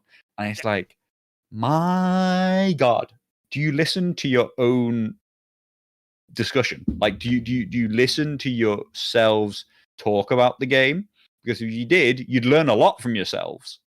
Like, the things that you say about the game and the things that you enact about the game are actually like really hard to bring into line. Yeah. I just don't like it because it's MPE. Anything that introduces like negative play experience to anything is never fun. I actually don't believe it's going to be that strong. I've nattered on about it for a long time. I don't believe it's going to be a strong ability and a strong combo. It's just not. I mean, as kind of West Coast is saying in chat, like, you're probably more likely to stay away from a unit from set for charge. You're probably only charging a unit with set for charge when you know you can catch it, kind of thing. But it is frustrating to know that there's this combo. It's like, I finally have the ability to charge this unit with set for charge and take the hit and do some wounds. And then my opponent did a thing, which means the one time that I had viability to charge it means I did nothing. Well, this is fucking sad. It's just not pleasant. Yeah, just turning like me charging you into you attacking me, retreating, and then you charging me, all off the back of like the play of one card is really, really not fun. Like, that's not like a tactical masterclass. That's just not fun. Charles also says it there in chat, actually. 774 with Othel buffs. You just stick Othel in this unit with Hardened and Unyielding. Which we know from that's an aggressive profile. That's literally 7-point Berserkers as well. Remember when we were waiting for the new defensive Night's Watch unit? I know, right? Don't feel that defensive. Anyway, they're fine. They're just another piece which makes Night's Watch a really, really, really powerful faction. Like, we really have to see how the balance affects Night's Watch and what they're planning to do. So we'll see. Yeah. We will see. Next up, Carlo's favourite thing in the world. This unit is different to all of the other units that it's released in that it's playable. And by that, I mean it's a 6-point unit. All of the other releases is 7 or 8. Is it better than Red Cloaks? Is it playable within its own within its own like options, within its own set of things that it compares to? Tell you what is my favourite thing. I tell you what, that shield that he carries is 5th edition Warhammer Fantasy Battles. Yeah. Lion face on a round shield. I actually have a load of them, and I almost converted a load of guardsmen to carry one. Then I got bored. But I've actually super been waiting for that shield to come out, because on the guardsman box, there is actually a guardsman stud with that shield. Yeah. And that's a little fun fact for you. That's cool. I didn't know that. That shield's been in the game since the Kickstarter, but not on a model. So let's have a look. Only in artwork. A 774 standard like spear type back profile now. 4+ though, 5 movement. That's not something to shake a lid at. 4+ armor, 7+ morale. Domineering Pride, a new ability completely. If it's engaged with a unit with less ranks, it just passes panic tests, which is cool. Yeah, that one's a weird one. Surely, like, if somebody comes and attacks you, then they're probably going to reduce your ranks, and that's the point at which you take the test. Yeah. So it's like, it's a nice thing to have. Actually, I think it's weird about it is that if you happen to be engaged by 2 units, you only need to have more ranks than one of them. Yeah. And you'll auto pass the test. Yeah. Which is actually very important. And that I like that, because I feel like this unit can all of a sudden be not terrible at kind of like road blocking 2 units rather than 1. The guards already do that pretty well anyway, so yeah. Adaptive style is really interesting. Yes. Because it's a 3+ armor save, basically. Yes. As an order, which turns them into 5 movement guards. There's nothing wrong with that. And the +1 to hit for each remaining rank. Way! +3 auto hits! This is actually an ability. Okay, it's an order. You don't get to use any other attack abilities at that trigger, which can be kind of affecting certain combos. But +3 auto hits in a faction that has literal renown for being unable to put out a lot of hits unless you look at certain combos. This is good. I think that's a really, really interesting ability. Like, that it's an order is great. You know, like, otherwise, obviously, it would be both all the time, in which case it's pointless. That it's an order that makes them dynamic between being either defensive or aggressive on any given turn. That they're aggressive when at full ranks, but when they on low ranks, when they've only got 1 rank, you might as well be defensive with them. Is also interesting. That it can always gain those hits, and it's not just on a charge, is very important. It gives them like real offensive push. I'm finding it really hard to place this unit. Ilya is right that it has to be considered in a presumably post Red Cloak nerf world. Though actually, I mean, to everybody may or may not, I actually did that video. Loads of people requested about. I have talked about Lannisters a lot. I do still think that Red Cloaks are still the premier unit that you have to compare all Lannister 6-pointers against. But I don't think the Red Cloaks are in the region of like must be nerfed, too powerful for 6 points. They're just like really, really efficient all round. This unit is good. If Red Cloaks do get nerfed, this unit is good.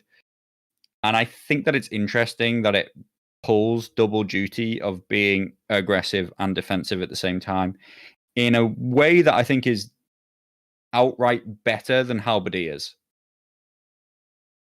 How do you feel, Carlo, about finally having a unit that actually has not terrible odds at blowing things up in 1 attack?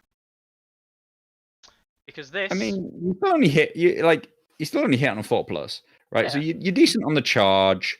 Tell you what, these guys are a great outlet for Lannister pays his debts, which I always find is a bit of an awkward card to like find the right place to put it. You know, because I'm normally running Flayed Men and stuff like that, and it's like, well, the Vicious is wasted. Gregor Commander. Surely 10 hits or 10 dice, or 3 auto hits and 7 dice, and 2 auto wounds. That's moving into one-shot territory when you combine with the fact that there's going to be card play potentially. I mean, you cannot sit there and say, especially with Gregor's cards for like, you know, You can't use the auto hits. There's 'cause it's the no same trigger. but there's no keywords on that. So you're asking me like, can I Yeah. blow up a unit that has no defense? I mean, And you it's say like- that, but you've got keywords because you've got Warcry. Giving out 2 tokens, I mean, that's equivalent in most cases. That's true, actually. Yeah. And, you are going to get the panic test because it's 2 auto wounds from... Like, you can guarantee you're doing wounds. You can guarantee there's a panic test. I think it's the most aggressive outside of Red Cloaks, just like, bang, take a -3.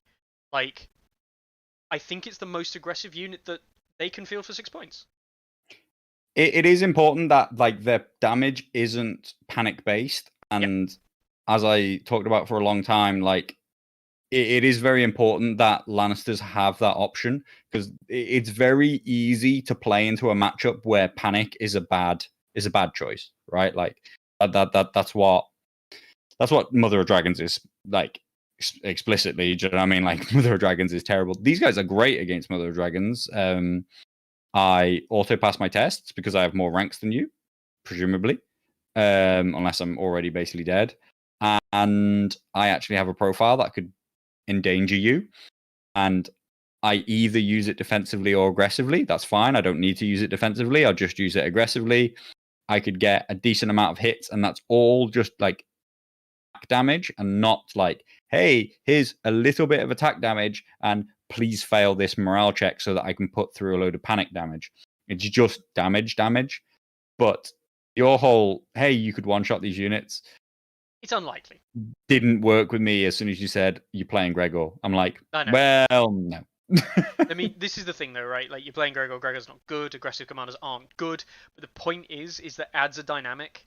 Like, one of the things that people have been for a long time basically saying, like, this is fine, and I've always said this is fine, is I know that you're probably just never going to one-shot a unit unless you're using Flayed Men. So I don't, like, I say give a shit, but, like, I can manage my expectations the rest of the board. Whereas if there's just one unit of these on the board with, like, Gregor, it's like, oh, fuck's sake. Like, that could be actually really fucking annoying. And it only needs to be annoying once. They are a 4+7+, which... Yes. Like when it came to, Mountain's Men, I'm like, no, that profile's not good enough. Because against ranged, you can call yourself a 3+7+. That's a bit better. The 7 is a hard sell. Like it's crazy to think about it. Like that 7's a hard sell, but I mean, like Raiders are 7 these days. Like 7 has become bad morale, not average morale anymore. When you look across the game as a whole, 7 is bad. There are only a few things in the game that have 8. That atrocious morale. 7 is bad. 6 is average. And actually people are running 5, 4s, and 3s on a lot of regularity. 3 units in the game with 8 morale. Check. Which comes back to that idea and that concept that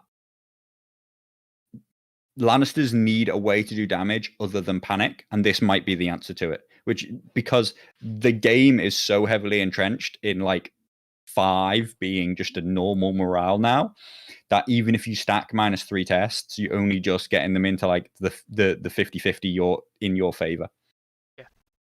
Well, I think it's a good unit. I mean, it's the thing is, we're talking about it here. Is it the most powerful unit we've ever seen? Probably not. No. But again, it moves it into this kind of like, it's a competitive 6-point unit. It fights for the 6-point unit slot. And as it stands, it might lose out to Red Cloaks.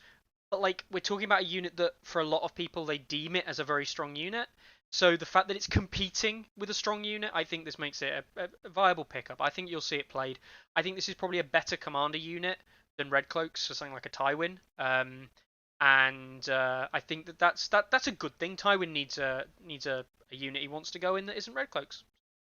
I like it. Yeah, I think that it comes back to that whole thing of like that it actually gives them a subtle different dynamic. That it is a unit that you could consider for a particular reason is more important than just, is it directly better than this other unit? Yeah. And lastly, we move on to the best unit. Don't worry about it, Lancer getting coordination tactics soon. Yeah, nothing is sacred. We learned that anyway when Courtney got counterplot, right? That was the first. Yeah, honestly, yeah. Kick back to Courtney's release. That's when we learned nothing is sacred, because counterplot is the quintessential. Like, until that point, that was what defined Lannisters. And then it was just like, hey, you can have it on this commander. So commander this cards commander. say nothing in your deck is yours anymore. If I want it, I'll have it.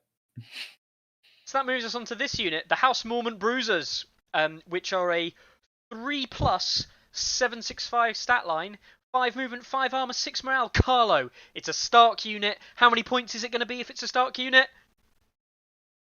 1? No, come on. 7. Not 6. Every other Stark unit in the game is like 6 points. There's so many 6-point units. I think it's like 6 or 5 or 6-point units. It's really silly. Yeah, they're a 7-point unit. And the moment that you know that this is a 7-point unit in Starks, you look at the other stuff in the 7-point unit category and you go, Outriders aren't very good. Great Axes aren't very good. Yep. These guys are okay. Like, the Stark problem is, if you're going to be 7 points, are you better than a 6-point unit with Hardened? Or Hedge Knights. Hedge Knights is always a problem for everybody as whether or not you're better than. But Starks have this specific option to run She-Bear's Warcry with Hardened. Berserkers with Hardened, who then have -3 hits, -2 morale, and -2 panic tests on their last rank, 9 attacks hitting on 2s. If you can get them into the state of being on their last rank, that unit is amazing. So let's talk about this unit here, right?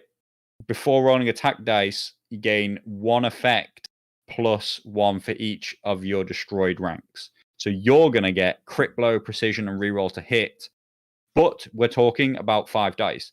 Yes, the attack profile doesn't roll off aggressively, but Berserkers, on the other hand, are getting more and more and more dangerous as their profile goes away. I feel like these guys, they're staying the same dangerous. There's another big thing here as well. Okay, the rerolls is quite nice on a 3+. It probably means you will probably consider fishing for crit blow and precision on your last rank. You will do that. But actually, there's a really important thing here in that you don't double down with any of the keywords currently on the Stark Tactics cards. So you get Vicious and Sundering from the 2 cards, Winter's Might and Northern Ferocity, that you want to play on these guys. They're not doubling up, so that's important. They do double up with the attack rolls with Sundering for Winter's Might. So there's a little bit of anti-synergy there. But you're right, the vast majority of the time, you're not getting, and this is a big one, you're not getting damage increase abilities. You're not getting Sundering, which is a damage increase, and you're not getting Vicious, which is a damage increase.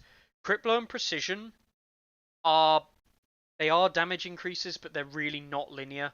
They're so very sporadic, you can equate them to being damage increases, but we're talking about 1 extra wound. Sundering these guys, 1 or 2. These 3 abilities are a great combination. When you're stacking abilities together, to put precision, crit blow together and then say I can reroll dice is a great combination, because that gives you the ability to just say, well, look, I'm looking for 6s. Yeah. Because 6s are just a whole extra wound as well as keeping your hit. The problem is that they don't have a huge attack profile to do it with. They don't have a huge number of dice. I do think Counter-Strike is worth a discussion, particularly in a faction where Howland exists. Yeah. Or Sirio Pharrell. I forget what Sirio even does or how much he costs, but because we're not really actually seeing him get played significantly. I can't say that these guys should be 6 points, but I also don't want to buy them for 7. That's the problem, isn't it? It's just, the age-old problem is that they're not. It's not that they're bad; it's just that they're not good. Sirio is a bad combo. It's not an age-old problem. It's a very new problem, which is they are now these days. They've decided because of the old complaints about one-shotting of units. They've decided that 7 attacks is a sacred barrier which they pretty much won't go above. Well, yeah. This unit would be a fine 7-point unit if that was an 876 or even an 865 would be fine as well, right? They've restricted themselves because no unit has less than 5 attacks, right? On its main attack profile. Pretty much almost nothing has less than 6 attacks. You've pretty much pigeonholed everything in the game into having 6 attacks or 7 attacks. I think because you seemed obsessed with taking away 8 attacks. The only stuff in the game that's got less than 4 attack or less than 5 attacks on its first rank is like specialized stuff. So things like range attacks of like a predominantly melee unit or chariots, like for example, but they get auto hits on the charge. So it's like, there's nothing with less. When you talk about an infantry melee unit, I think that Poor Fellows are like the only thing that has 5. Everything else comes in at 6 or 7. Yeah, I mean, yeah. Which I'd never actually really considered until this point right now. And on top of the fact that you already make 40 points really hard to, loads of people have talked about how like you would have more room to maneuver if we called it 80 points or 100 points. This would be an absolutely fine 6.5 points cost unit, but it's not. It's got to be 7 or a 6. If you go to 7, then I feel like it needs one extra bump on its attack profile, but we seem to have lost that as a granularity as well, because we're really, really obsessive about the fact that we must bring units down to not one-shot anymore, which means can't go over 7, even though you can't one-shot with 8 attacks anyway, unless you've got some way to force through extra panic damage or force through extra hits, such as crit blow. Yeah, we're specifically talking about max ranks on infantry, melee oriented infantry, because you've got things like trappers who have 5 dice on 5s for free folk. Obviously, Poor Fellows have got 5 dice on 5s for the Lannisters, but they're an infantry oriented version. There's nothing with less than 5 dice on its. Yeah, I mean, obviously, rank. I'm not talking about the last rank guys. Like some people have like 3 dice on their last rank. Do Zorse Riders have 3 dice on their last rank? Like something silly like that. Loads of people like. What I'm talking about is when you actually think about it. I hadn't actually thought about it until now. Like I honestly hadn't really comprehended it. Almost every unit that you can name has 7 dice on its first rank. Almost every single unit, unless you're hyper defensive. Yeah, like Warden's Raiders, things like that, which have got other benefits. Yeah, you're probably looking 7 dice. Yeah. Cavalry, 7 attacks on your main rank. Except Zorse Riders, who are 6. But they get +1 attack if they're in the flank. If they're in the flank. Let's not talk about that. Anyway, interesting. The thing is, 7-point unit, is it good? It's not bad, it's just it's not 7 points worth of unit. Sad face. Classic style problem. Really surprising that this is the guy that we thought was going to be a Karstark loyalist, right? This is the model who was a Karstark loyalist. Because, and this is the last topic we're going to cover in 5 minutes, Carlo, this was the kind of like drop of units that just kind of came literally out of nowhere. And when I mean that, I mean literally out of nowhere. These boxes, we knew about this guy. We thought it was something else because it was a box we'd heard of. The Greyjoys we kind of knew were coming a little bit. The Black Tide Chosen were appearing, like we talked about them appearing on a fucking list like a couple of weeks ago, and they're just suddenly here. Nobody had heard of Lannister's Port City Watch. Nobody had heard of the House Mormont Bruiser boxes, and the Bears were kind of revealed. I know the Bruiser was kind of revealed as well, but no one had heard of them. The Shadow Tower Spearman obviously getting randomly coming out and kind of being spoiled. We kind of put the 2 and 2 together there. And Greyjoy Heroes 2 just randomly coming out of nowhere. Off the back of the spoil last week. So I mean the faction's been out for 6 months. 8 months. Moved up to like 6 units, I think. And 2 it's boxes. 2 hero boxes. So, Night's Watch had to wait 7 years for that. I mean, they still are. Like most places in the world, you can't get a Night's Watch Heroes box 2. I mean, you also can't get a Greyjoy's Heroes box 2. Yeah, that is good. That's they- great. Like, I do they're actually think that part's really good. They're actually up to 7 units and the 2 hero boxes is what they'll Yeah, be on. that's like a full release schedule within a year. Of what other factions have had to wait like 2-3 years for. Everybody getting a hero box 2 feels really painful for Baratheons because, well, you've only got 1 hero box per side. It really feels like Baratheons need a hero box 3 full of loyaltyless Baratheons, neutral Baratheons. I mean, because Baratheons already are neutrals. But it is crazy, this set of releases, that nobody had heard of most of these units, that things... great little great meme there. Thank you, And, Alex. Yep, keep going. And I'm just... I don't know what to say about the releases as a whole, other than, like, I didn't know it was coming. I'm not rushing out to buy it. Like, I have no idea when it's going to come in the UK. Like, no idea at all. For one of the first times ever, not that I don't actually think there's anything wrong with the release or the units themselves or whatever. I'm not bothered to try and get hold of these units anymore. Like, I know why, though. It feels exhausting. Yeah, and that's it. What is, and this is kind of like the where I stand with it as well, is that these kind of literally came out of nowhere. Like, no one was expecting these to be released, and they're not really released. They are released. I mean, they were bought at release. Like, the problem is that the never-ending hype train has ended, in that we can't stay hyped for product anymore because we can't know when it's coming. How are we supposed to do our jobs of telling you guys the news when we can't even tell you about, when we're expecting boxes to come out or what the next release is, if it just randomly fucking appears in some shop in the middle of nowhere? But at least they didn't appear on a Tuesday, Mickey. At least they didn't appear on Tuesday. So yeah, I mean, that whole thing, it's hard to remain excited because we don't know when or what to be excited for. It's as simple as that. I don't think that many or any of the units are dumpster tier. No. I Bruises. think that the Greyjoy commanders are too much better than what currently exists for Greyjoys, and that's a bad internal balance. I think that Night's Watch are getting similarly new NPE combo tools that they already have tons of access to, which just makes the path, the road to Night's Watch not being overpowered longer, harder, and more complicated.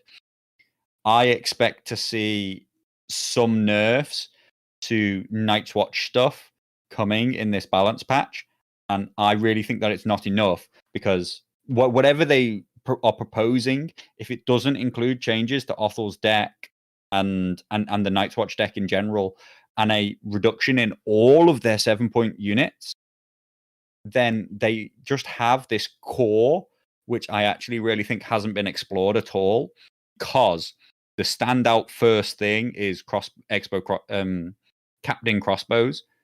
So good, there's no need to look past that combination for a new, more efficient, teched-in kind of piece.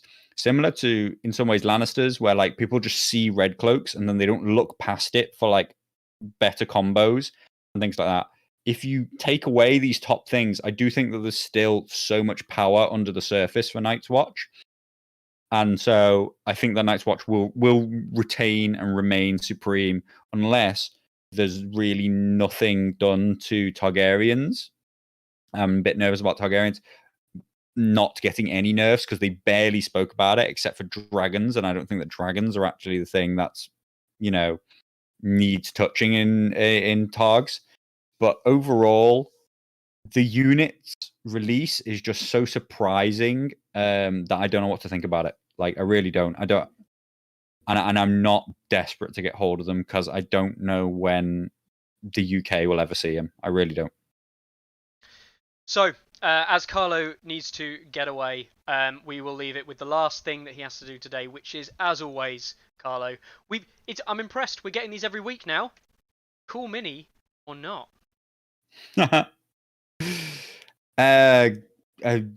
Well, that's a 0. It's a really nice blonde, actually. That's like he's so naturally blonde. I'm actually trying to work out. I'm not very good at painting blonde hair. I'm not very good at painting hair at all, actually. They're really nice.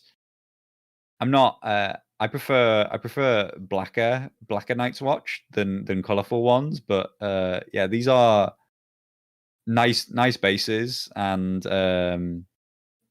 yeah, looks like good stuff. Who's this? I'll tell you in a second.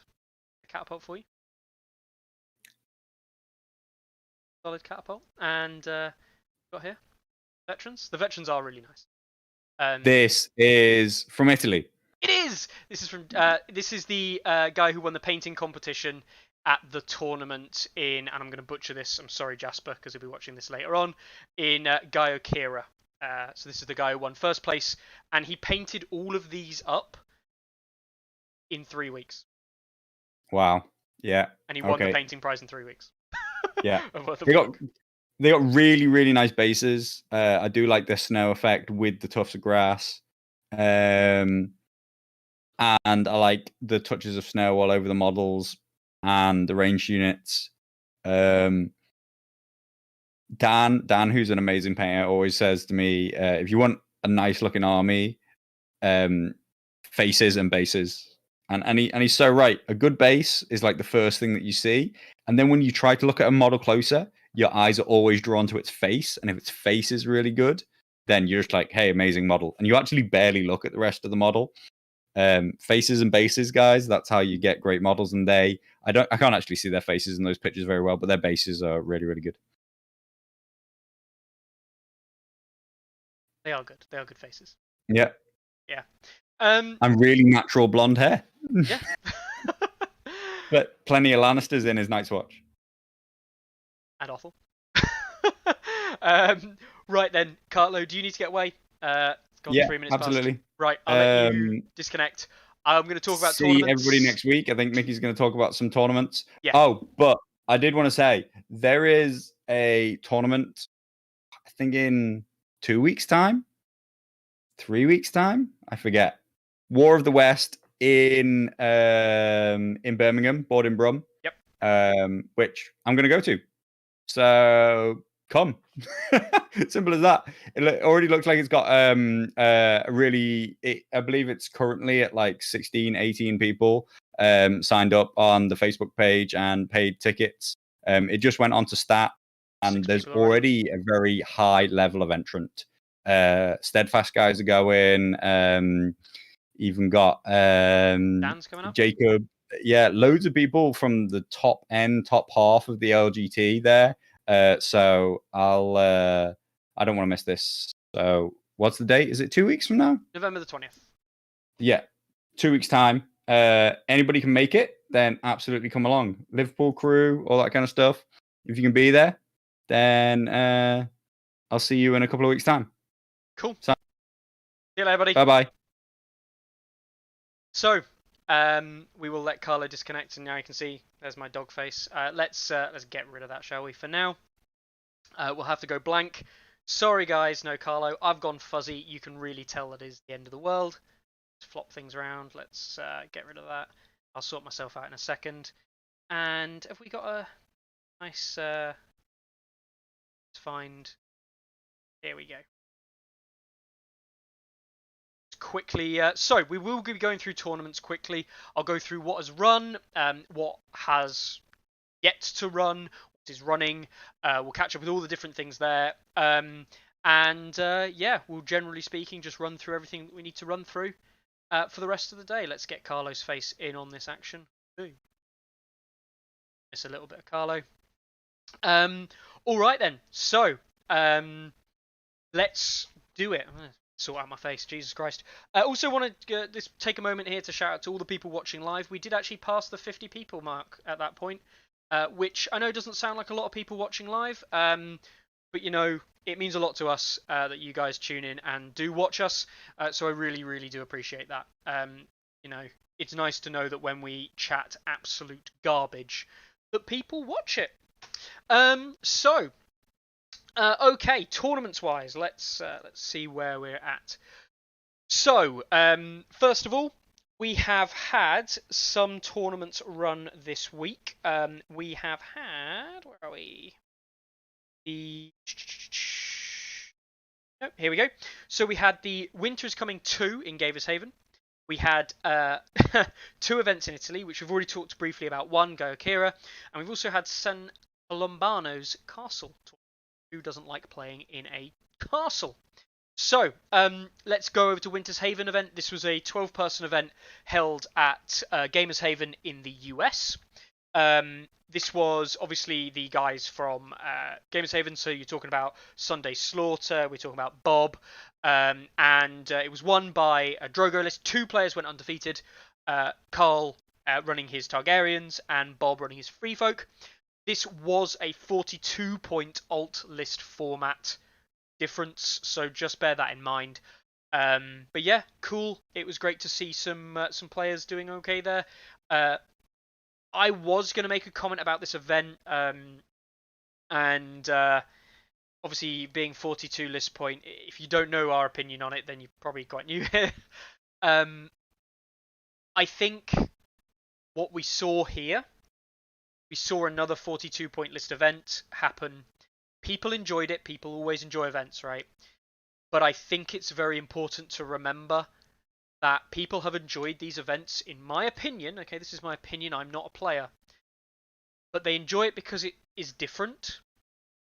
And it's different, so they feel like they enjoy the game more because they're less likely to see the cancerous lists. Me and Carlo have talked about how the fact it doesn't actually change the top end, and sure enough, Carl ran his Drogo list throughout the entire event. Went 3 for 3. It didn't change his list building. I'm not going to say his lists are cancer, but they are what you'd expect to see at top level play. And as a result, he went away and actually won the event, basically on tiebreakers. This kind of just shows you everything that you needed to know about why we didn't like the event. It's not a surprising combination of factions at the top. So yeah, a little bit disappointing there. There's a load of people at 2 wins, and a load of people at 1 win. Obviously, with it being a 3-round event, lots of people in the mid tiers there. But yeah, Targaryen and Free Folk coming in at the top 2 undefeated. Okay, cool. Whatever, move on. But obviously, well played to Carl and Bob, because still going undefeated is important there. Also, another thing on this, which I do want to tackle, is that I'm a little bit worried of what we call burnout. I think we are running the risk of people being burnt out, but not by the game. They're being burnt out by change. People don't. Perhaps some people out there don't want to play traditional 40-point tournaments because of the Night's Watch thing. Sure, whatever. But I think the problem is we're now moving to a stage of super hype or super change, where you do something, you do it once, and then the next event has to be better or different. I personally don't have a problem with someone just running the event again. Like, people will bring different stuff, people will have a good time. The event was good. Like, it was a good event. Yeah, you can make it better, you can go to improve it if you want to. But, like, you don't have to. You can just run it again, and everyone can just meet up and have a good time again. And that's what it's about, right? Having a good time together. The problem is if you keep going, right, so this one, we're going to do this next thing, and this one, we're going to do this next thing. It ceases to become about the event, and it starts to become about the differences. And don't get me wrong, I'm not saying you shouldn't have differences. Definitely shake things up. Nothing wrong with shaking things up. I'm not saying there isn't. But, like, when shaking it up is the norm, that could become a problem in the long run. Talk about burnout, and I think players are starting to see it. We're seeing players being burnt out by change because it's just change for change's sake. Just wanted to give you a word of warning there. I'm starting to see it in players. Players are starting to talk about the game like that. And I just wanted to make you all aware. I think we're a long way off that being a problem, but just think about it. Think about it for your next event. So, on to our next event, the San Colombanos Castle Tournament. Had 14 players in the end. They had 16 sign up. Unfortunately, 2 had to drop out on the day. And we saw a Greyjoy winner and a Lannister winner, both going undefeated. Again, that similar kind of number where you're more likely to have 2 undefeated. Viva Victorian, if you're not sure who he is, Eugenio, he's on the top of the ratings. He's been doing really well with his Victorians. He is doing spot on. But do have a look at those Lannister lists as well. Hey, Eugene's even in chat. So, Eugenio, sorry. So yeah, he's a really good player. It's really obvious he's a really good player. We only have to go to this player rankings thing just here and look at that number and go, he's rated 1861. You don't get there by fluke. He is currently world's number 1. He's a very good player. It's great to see him running Greyjoys. He does well with Greyjoys quite a lot. So yeah, well done to Eugenio as well. But also Federo.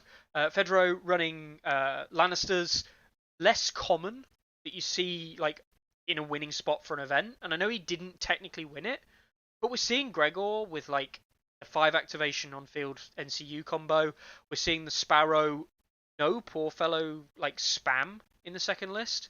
So there are builds out there. I think, the game isn't just Night's Watch, and I don't know if this ran bans at all. I'd have to read the Italian.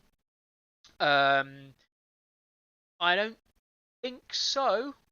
All the standard rules apply.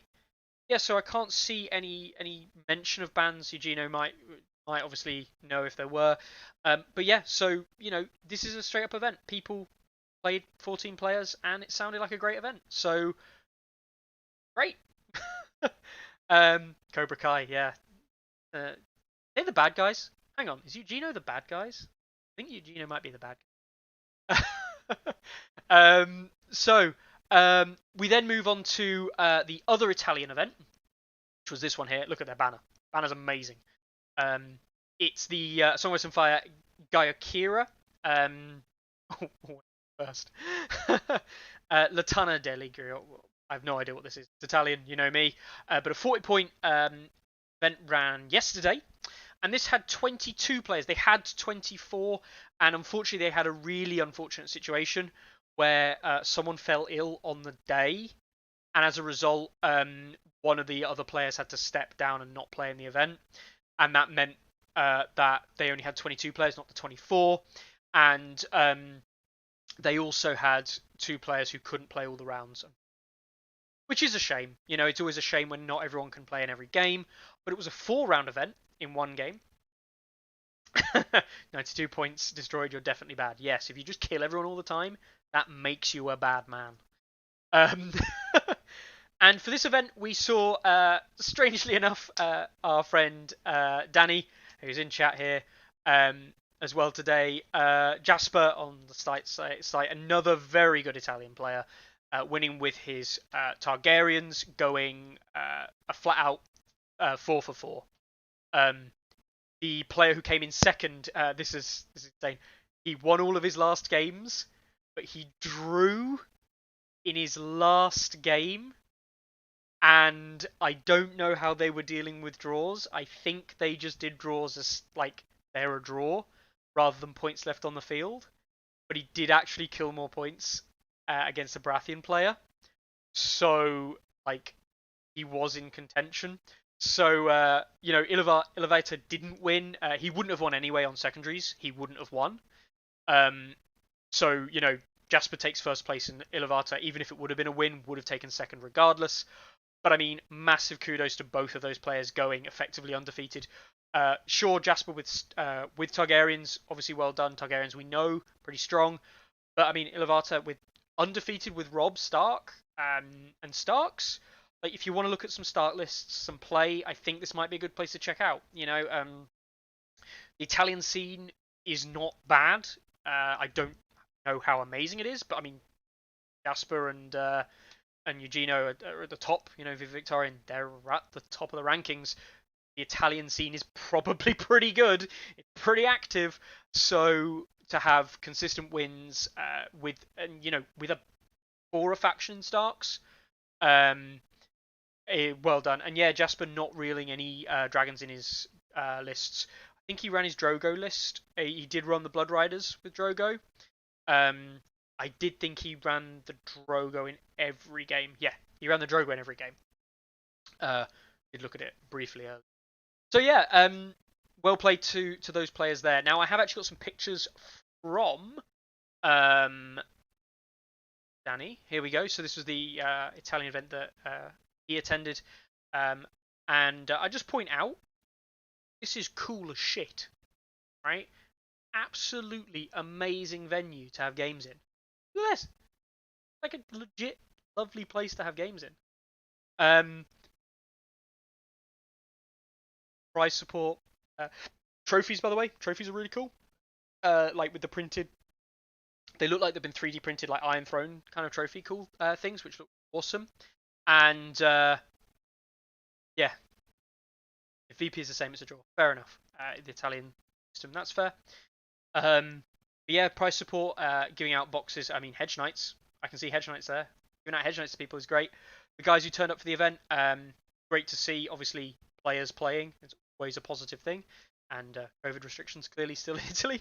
And as we saw, the winning most paint. This is the best painted army at the event as well. And I was going to say when we took it, look, the dashing on the horse is actually really good. Like the spotted, I don't know what you call it, pebble markings. I don't clue. I know nothing about horses. So that's really good. Really good event and spot on. So those are the events that ran. Let's have a look at what's currently going on or what's due to end. We did have where are we? Oh, next week we got the events in Poland next week. That was it. The since last week the Zaragoza League kicked off in Spain. All the lists are in. You can go check them out. No games are currently played, but they are locked in now. They are all available, so go check out that league if you're interested in seeing what the Spanish guys are kind of doing over there. I believe some of the other events are still ongoing as well. Obviously, the Tale of Smoke and Cinder, Lockerbie will be putting out the next scenario in the coming days. The second scenario was really interesting. It was Feast for Crows with like a little bit of change up. See where that goes. I enjoyed my game against Vicky. It was a very close game. And yeah, I will see where that event, obviously with that campaign goes, and see if there's anything cool that comes about there. And I guess that leads us into upcoming events. So we've got the Polish event happening next weekend, or this weekend coming. We've got an event happening in Hammerhead Games in California. We've got a French event, a small French event happening in Nantes. And we've also got our friend Masara running a home event in Poland as well. So that's the Zaragoza. Let's look firstly at the Polish event. There's 6 players currently signed up of the 16 we're expecting. Wojciech is on there. Masara's on there. Peter from last week on there. Yeah, looking like a good, interesting event there. We'll see if that grows. That's the event that we'll probably hear some more back. An ELO handicap one. The next scenario is coming out in 2 minutes, scored 3 for the campaign. The Hammerhead event in Sacramento, California, is 10 players already signed up, which is great to see. Names on there, I mean, Carl Kirsten. I'm assuming Carl is helping run it. I assume. Carl can obviously correct me there. But he does play a lot in that region. So it wouldn't surprise me if he's helping like the running or kind of getting it organised. But other names on there, like Andrew Runelk. Michael Pettigrew, hey, Danger Man, he'll be on there. He was in here earlier, so that's great to see as well. And yes, the French event. This is actually already locked up, and the 8-man French event, which is only a small event. None of these names are names I've heard of, but we have a really interesting selection of factions because we've got a Night's Watch, we've got a Lannister, we've got a Stark, we've got a Neutral, we've got a Baratheon, we've got a Free Folk. We got a Greyjoy, and we got a Targaryen. So, in case anyone wasn't counting, this is an 8-man tournament with all 8 factions represented, which I thought was brilliant. I think it's absolutely fantastic. This strikes to me as like a local games club who have got like everyone's been like buying one faction, and then they want to come together for a tournament, and that's spot on. I absolutely love it. I love the fact that every faction's represented. I love the fact that it's probably a group of players that know each other as well. Probably, I mean, it might not be a Night's Watch winner. We're more likely to see whoever the best is in their like local meta. But it is really good to see in a small event like this just coming up on the site, and it's great to see that everyone's represented as well. So I'm going to look at this one, see who ends up topping it. Obviously, the player get kudos, but let's see what faction ends up on the top here. It really is all to play for. Every faction. If you're a really strong, I mean, I'll be cheering on. Where is he? I'll be cheering on Julien in the hopes that he wins. I expect you guys will be cheering on your various different faction guys as well when that happens. That's this weekend in France, in Nantes. Cool. So, I think... Oh, yes. Masara's Home Edition. He's only got 4 players coming up to this one. It's the local players in his area are running. He's got Masara... I'm not even going to try and pronounce that. He's got 2 more players as well who are due to sign up, who he knows already and is going to run there. So, that'll be a fun event anyway for 4 players to just kind of... get some games in, get some reps in. And that's okay. If you just want to run a small tournament like that, which is only like 4 or 5 players, like that's fine. Like that's not a problem. Me and Carlo have always talked about the fact. Oh, brilliant. Hammerhead is ELO. Good. Like to see it. Small tournaments like this are really what we like to see because not every tournament has to be big. Me and Carlo have always said that running tournaments is an excuse to organise games. Me and Carlo could run a tournament every Friday night for our club games, and yeah, we'd come away with a winner. We don't, because we don't need to. We use the site anyway, and a tournament game is no different. It's just not how we organise and play our games. It takes the pressure off of having to play a game if we're tired. We just go home. That's fine. But yeah, I mean, it's really good that people are using the site and doing these smaller events. So absolutely spot on. Absolutely love to see it, and keep it up, guys. Basically, keep up using the site, keep up adding games. Happy days. Should we have a look? Sod it, we'll have a look at the chapter 3 of This Is for Lockerbie's campaign. He's just released it just now, so this is first look at this, and then I've got 1 or 2 other things I want to mention. And then the episode will be over. Cool. Yep. So at the start of round 1, this is Clash of Kings with extra rules. Okay. Oh, their own deck of mission cards, but only the numbers are important. You sacrifice a unit. You take a number of wounds off. Ah. Okay. So you're gaining victory points through discarding wounds, basically. Okay. And additionally, that unit sacrifice would gain 1 of the abilities based on the number. Or 2 abilities. The ability would be so you roll a d6 and you get an ability. If you took at least 4 wounds or equivalently 4 wounds, so that could be 2 tactic scores worth 2 wounds, and you get things like Sundering, Vicious, +1 hit for each remaining rank. Crit Blow, Intimidating Presence, and choose an ability of your choice. Interesting. And commanders get 2 of them. And then obviously with supply thing, there's rules for supply. So yeah, interesting. Clash of Kings with kind of like a R'hllor Faithful style, kill your own guys, and you get bonuses. Which is cool. I'm going to have to think about that. Think about what I want to do for that particular game mode. So, with that being said, last thing I wanted to cover. It's going to come up. The question's going to come up on stats. Now, as you all know, I can't answer for Carlo. So I'm not going to answer for Carlo. Will these units and all of these things be added to stats anytime soon? Well, Bowers is already in here. The simple answer is no. The more complex answer is yes. Me and Carlo talked about it briefly last night with Bartender as well.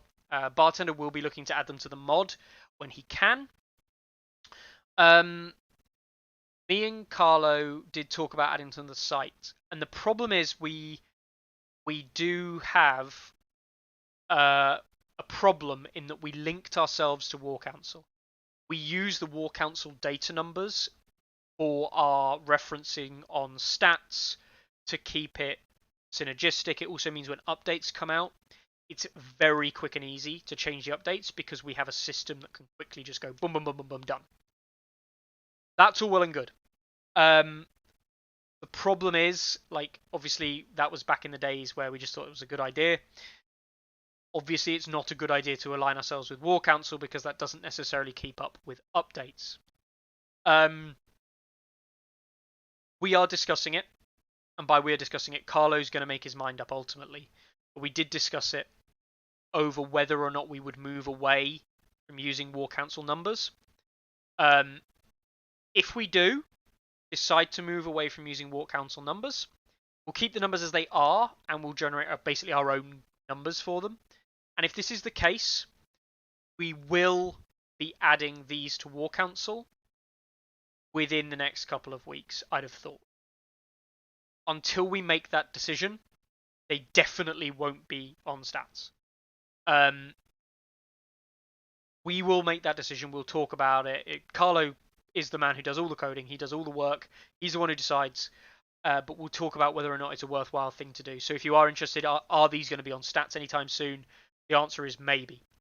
Does it matter? I mean, probably not, because no one can use them physically. But it might matter for those of you on TTS. When Bartender uploads them onto TTS, then obviously they'll be usable there. You can, of course, use them before then. That's fine. So just to give you a little update on that one, it is Carlo's decision. Carlo's going to make the decision on that completely. It will depend on if we feel like breaking away from War Council codes is a good idea. We are on the fence about that at the moment. We'll see what happens. So yeah, that's the last thing I wanted to mention. There is another thing that obviously being the Carlo Lannister video I've now got. He sent me the footage yesterday, uploaded it. Not going to lie, I'm pretty busy this week with work. I've got loads of other things for work coming up, so I probably won't be looking to change it yet. But there is a video on there from Carlo that I am looking to, obviously edit and get up on the site for you guys to talk about Lannisters. Now, I have no idea how long it is, so no promises there. We will have to wait and see.